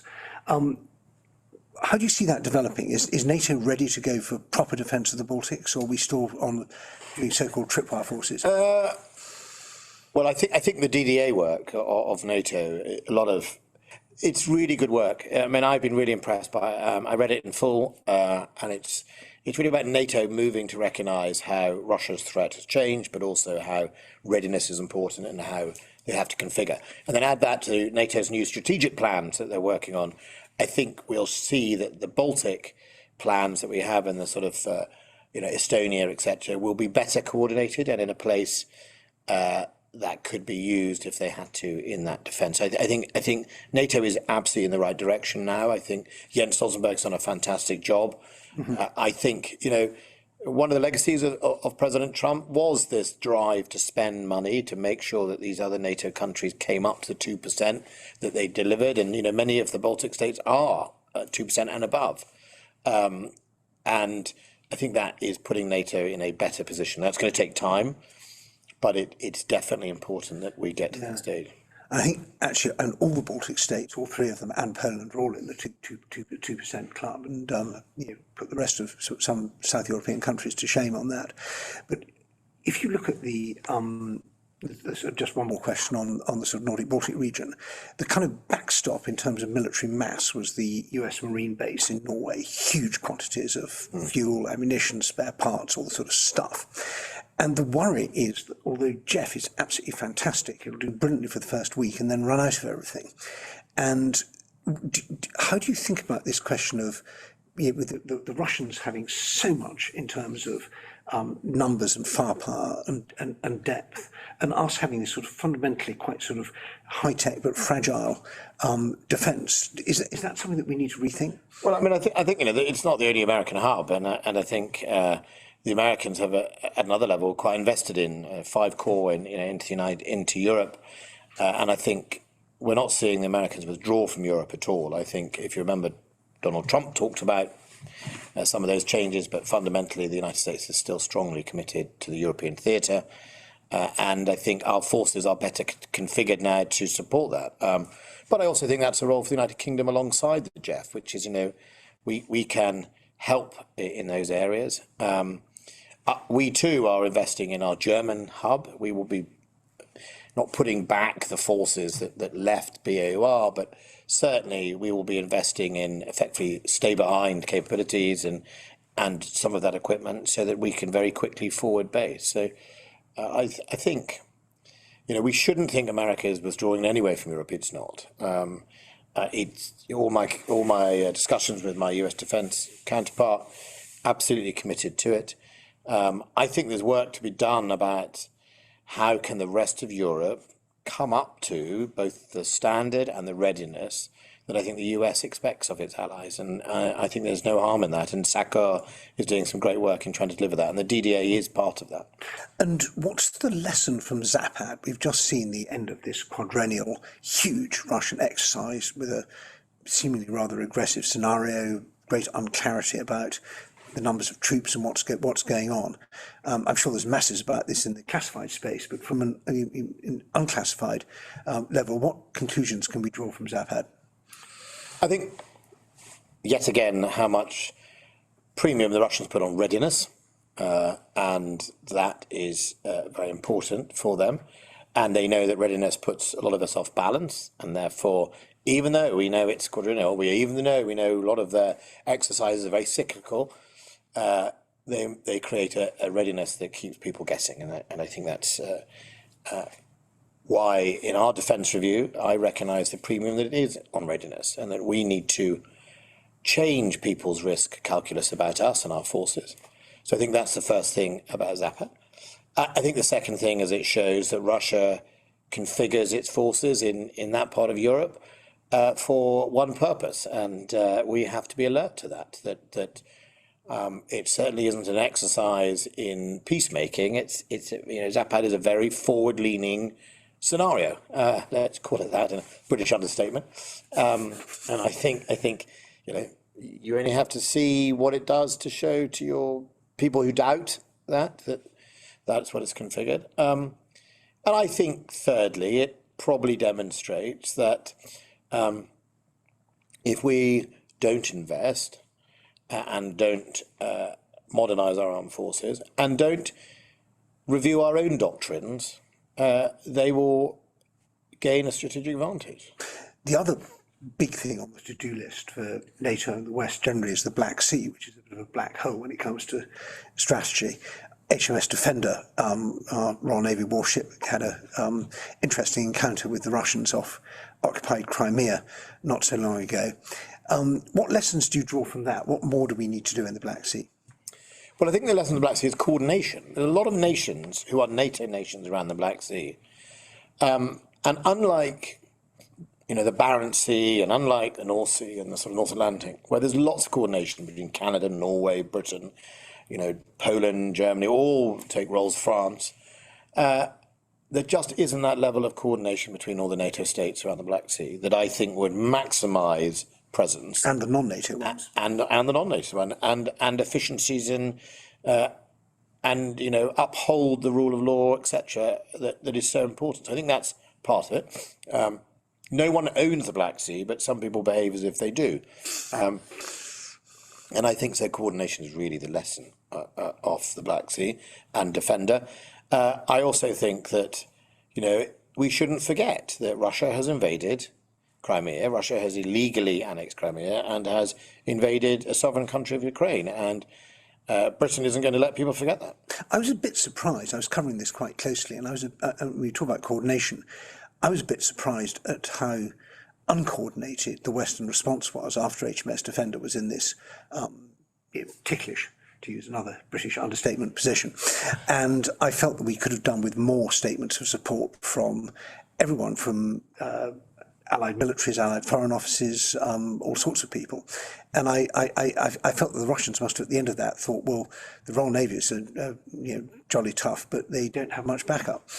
I don't know. I think there was some strong, memory serves me right, some strong comments from people like NATO who were supportive. And remember, it was a NATO as such deployment, and we were there with a Dutch ship, which, funnily enough, had horrendous harassment, I think, almost 24 hours later, and was nowhere near the same part of the sea we were in. And I think, if Russia wanted to score an own goal, they probably did with Holland. So I think, no, I didn't get a sense of lack of support. I got a sense that Russia will seek to use lots of propaganda around an event like that Ukraine knows it has its friends, and we're going to stand by the Ukraine.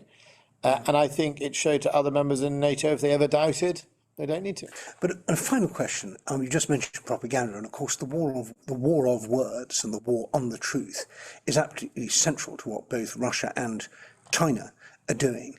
And this is something that it's not, traditionally our armed forces have not been in Western countries front and centre on this. We've left it to our diplomats or to our intelligence agencies or government information agencies or whatever.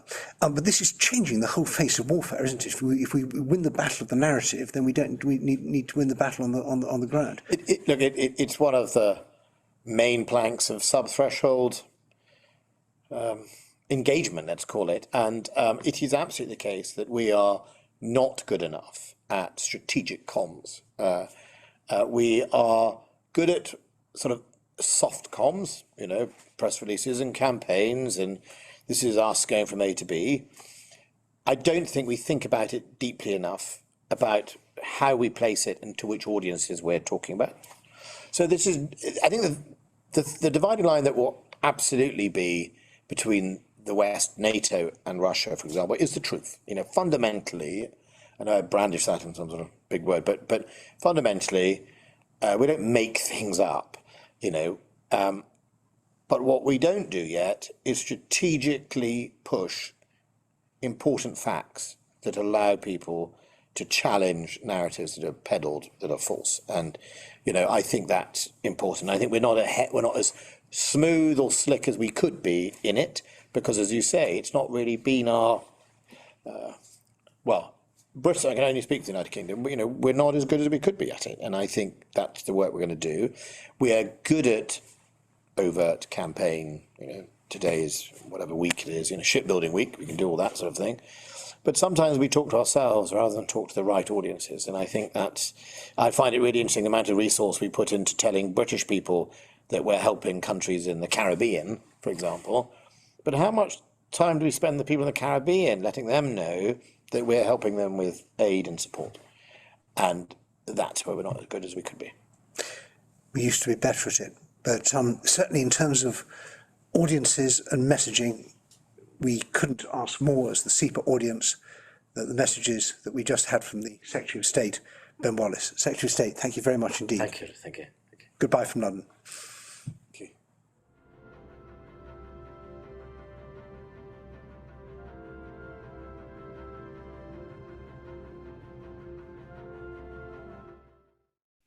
Thank you, Edward, and Secretary of State Ben Wallace for that wonderful conversation. And now it is my pleasure to introduce some more colleagues as they describe to us what NATO means to them. Please join me in tuning in to Distinguished Fellow James Fogo, Distinguished Fellow Kurt Volker, Fellow Tanya Latici, and Fellow Julian Riksorkovich for What NATO Means to Me. Over to you.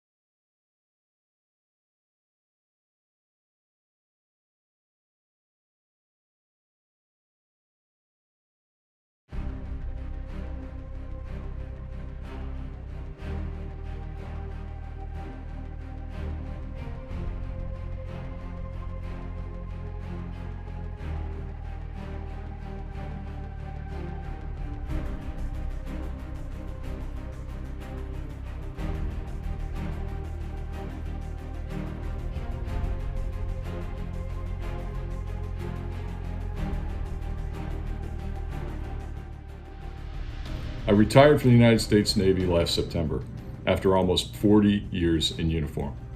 I'm a submariner, but I spent over a decade of my service on the continent of Europe.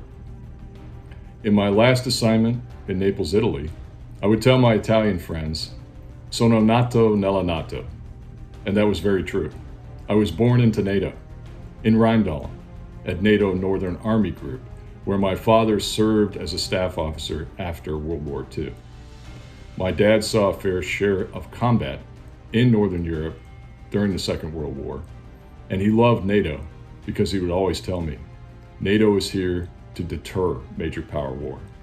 And I couldn't agree more, and that's exactly what has happened. Since the signing of the Washington Treaty in 1949, we've had 72 going on 73 years of relative peace, thanks to the North Atlantic Treaty Organization. Now, during my time in Europe, I commanded at all levels, and of the 9 times that I commanded in the United States Navy, 4 of them were with NATO. NATO is by far the most successful alliance in human history. But to me, NATO is a beautiful synonym.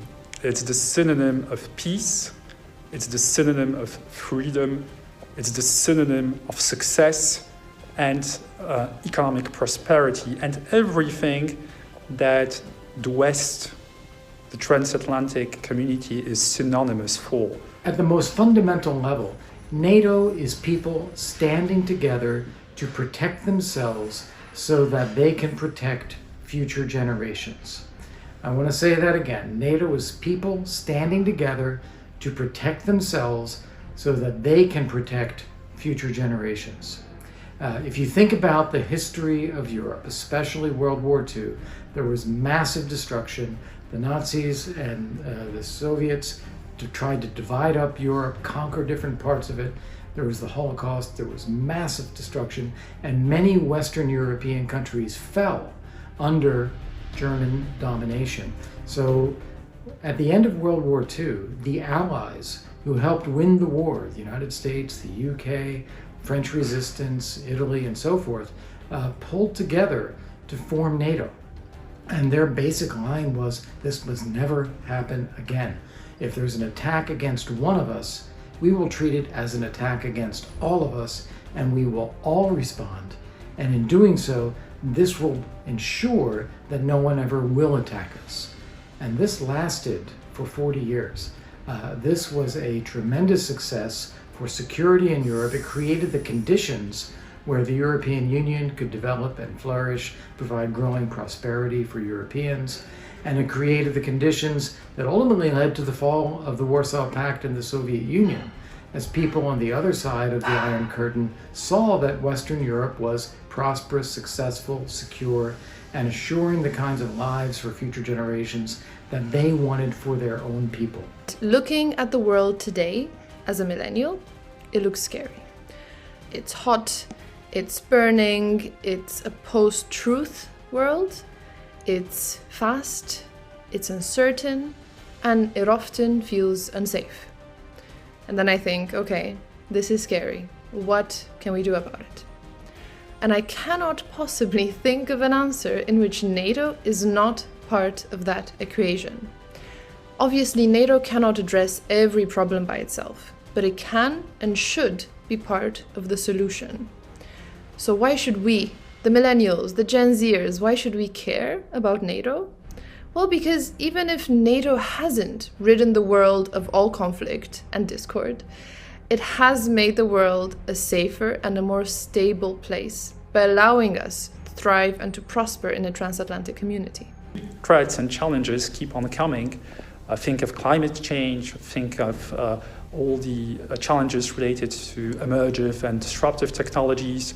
And somehow the Alliance manages to adapt itself and to overcome them for decades now. I believe that future leaders should be very attentive and keep a close eye on NATO, because NATO holds a huge untapped potential. I believe that NATO can fully become a full-fledged political and military alliance and become a hub coordination platform to discuss various issues and challenges that we face across the pond. And let's not only care about NATO, let's get involved and shape NATO ourselves. I think the transatlantic community needs to keep in mind a simple thing. At the end of the day, there's so much more that unites us than what divides us. And this is exactly what motivates me to spend a lot of my time thinking about how the cooperation between the European Union and NATO can be made to work better, about ways in which we can reinvigorate and modernize the transatlantic relationship. NATO is a community of values. It is not always a community that has respected these values. Today, we have differences of opinion among NATO allies as to the state of democracy in Poland or Hungary or Turkey. So fundamentally, it is about that collective self-defense and protection. It's also about shared values. And the more we stick together and the more we build that community, the more we can talk among ourselves about how to best realize those values that are at the hearts of our societies.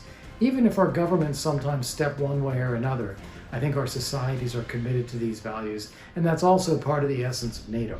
To any of the adversaries who would challenge us, that we are indeed stronger together. Now that I've taken off the uniform and become a distinguished fellow at the Center for European Policy Analysis, I'm not at the heart of the chain of command of the NATO alliance anymore.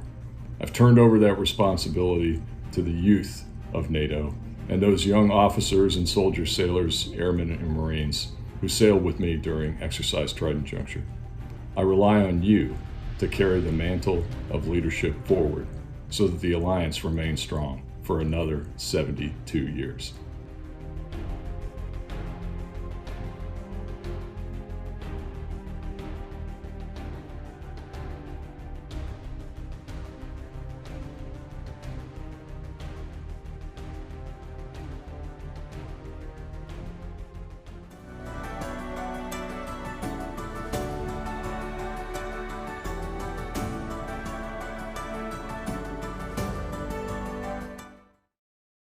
Admiral Fogo, Kurt, Tanya, Julian, thank you so much for joining us at this year's CEPA Forum. And now I would like to welcome back our President and CEO, Dr. Alina Polyakova, as she introduces this year's Transatlantic Leadership Award, Secretary General John Stoltenberg. Over to you, Alina.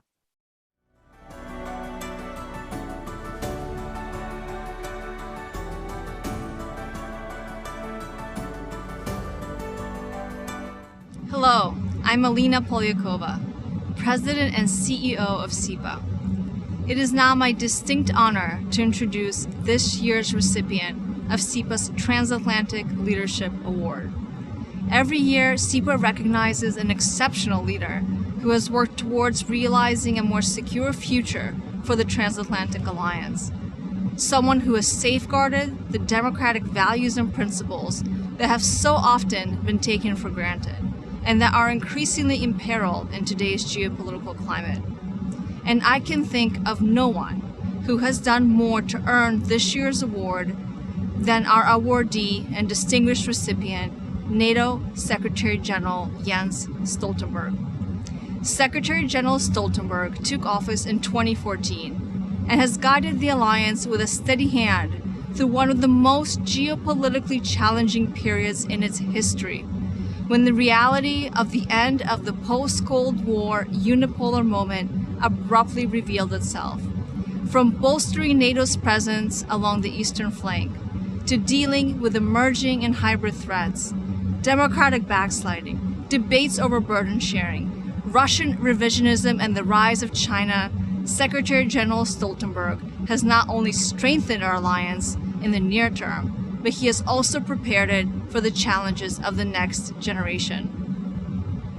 His tireless dedication to advancing our common values and to investing in the next generation of Atlanticists will leave behind a legacy for years and decades to come. Mr. Secretary General, it is an honor to present you with CEPA's 2021 Transatlantic Leadership Award. Sir, the floor is yours.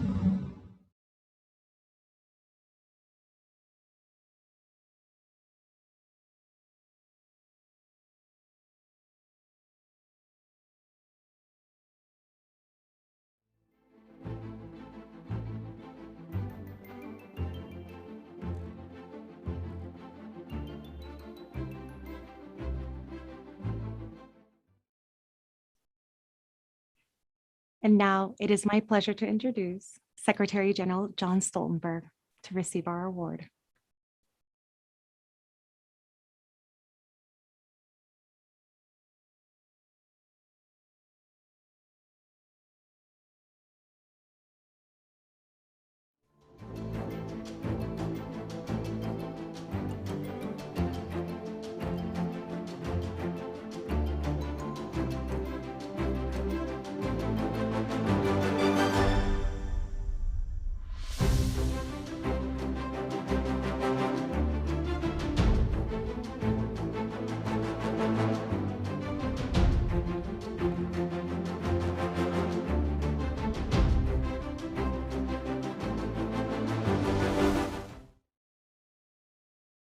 Dr.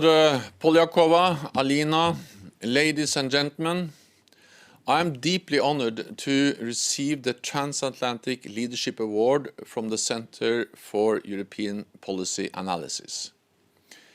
I want to thank you for this generous gesture and for all the work that CEPA does to provide vital research and analysis on the most pressing issues facing us. You play an important role in strengthening the bond between Europe and North America, a bond that is vital for peace and security, but also a bond that has been brought into question over the last few weeks, with the withdrawal from Afghanistan and the AUKUS agreement between the United Kingdom, the United States and Australia. These are two very different issues, yet they have both triggered a discussion of the strength of our transatlantic bond. There have been many differences over the past 7 decades. However, they do not change the fundamental need for Europe and North America to stand together. We live in a more dangerous and competitive world. Russia is more aggressive abroad and more oppressive at home. China is using its might to coerce other countries and control its own people. We also face more frequent and sophisticated cyber attacks, and persistent terrorist threats, and the proliferation of nuclear weapons. No country, no continent can face these challenges alone. Neither Europe nor North America. But in NATO, we are not alone. We are doing more together today than we have for a very long time. We have implemented the biggest reinforcement of our collective defense in a generation, increased the readiness of our forces, and all allies are investing more in defense. At the NATO summit in June, we agreed to continue this adaptation. We adopted NATO 2030, an ambitious and forward-looking agenda. Strengthening NATO as the indispensable forum for all issues that affect our security. Increasing national resilience, investing in the latest technologies, boosting our cyber defenses, and making climate and security a core part of our business. Leaders also agreed to increase NATO's common funding. This is a force multiplier and a strong message of our unity and resolve. To help secure the rules-based international order, we will deepen our cooperation with like-minded countries and organizations, including with the European Union. Together with President von der Leyen and President Michel, we are working on a new joint declaration to be ready by the end of the year. It will renew our political commitment to further strengthen our strategic cooperation. As part of NATO 2030, we also started to develop NATO's next strategic concept to reflect a fundamentally changed security environment, chart a common course forward, and recommit allies to stand together. Because a strong NATO is good for Europe and it is good for North America. We will adopt this strategic concept at our Madrid summit next year, which will be an important milestone for NATO's continued adaptation. In a dangerous world, our solidarity is our strength. It ensures we will continue to keep our 1 billion people safe. And I know CEPA will continue to be a strong supporter of our shared cause of transatlantic security. Thank you. And thank you once again for this prestigious award.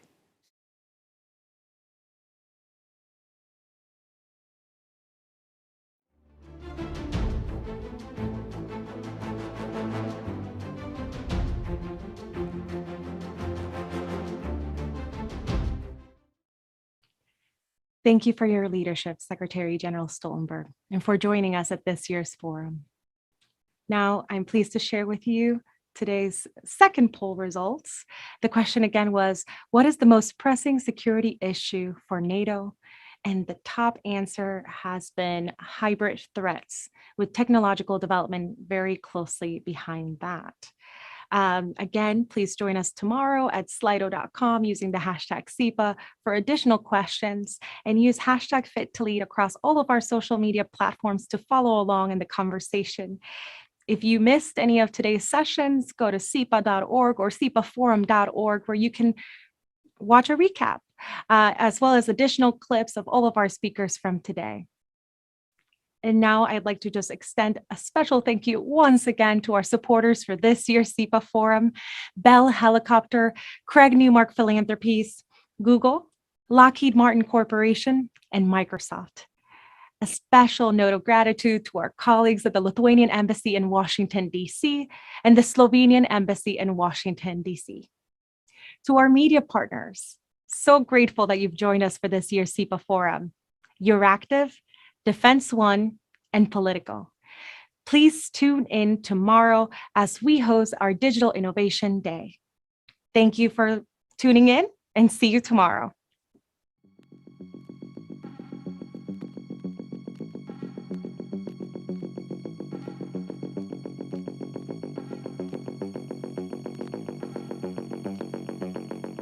How to keep the technological advantage and build digital security so that democracies prevail in competition with the authoritarian regimes.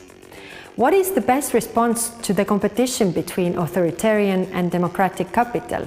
Technology, innovation, and digitalization are shaping a new global order. In fact, we can talk about the impact of technological disruption in the global order in three main areas: power relations, the economic, labor, and social model, and individual rights and freedoms. We are in the middle of a change, a digital transformation. And beside the Green Deal, what we need is a digital New Deal. We need this for the next generations, not only in Europe, but worldwide.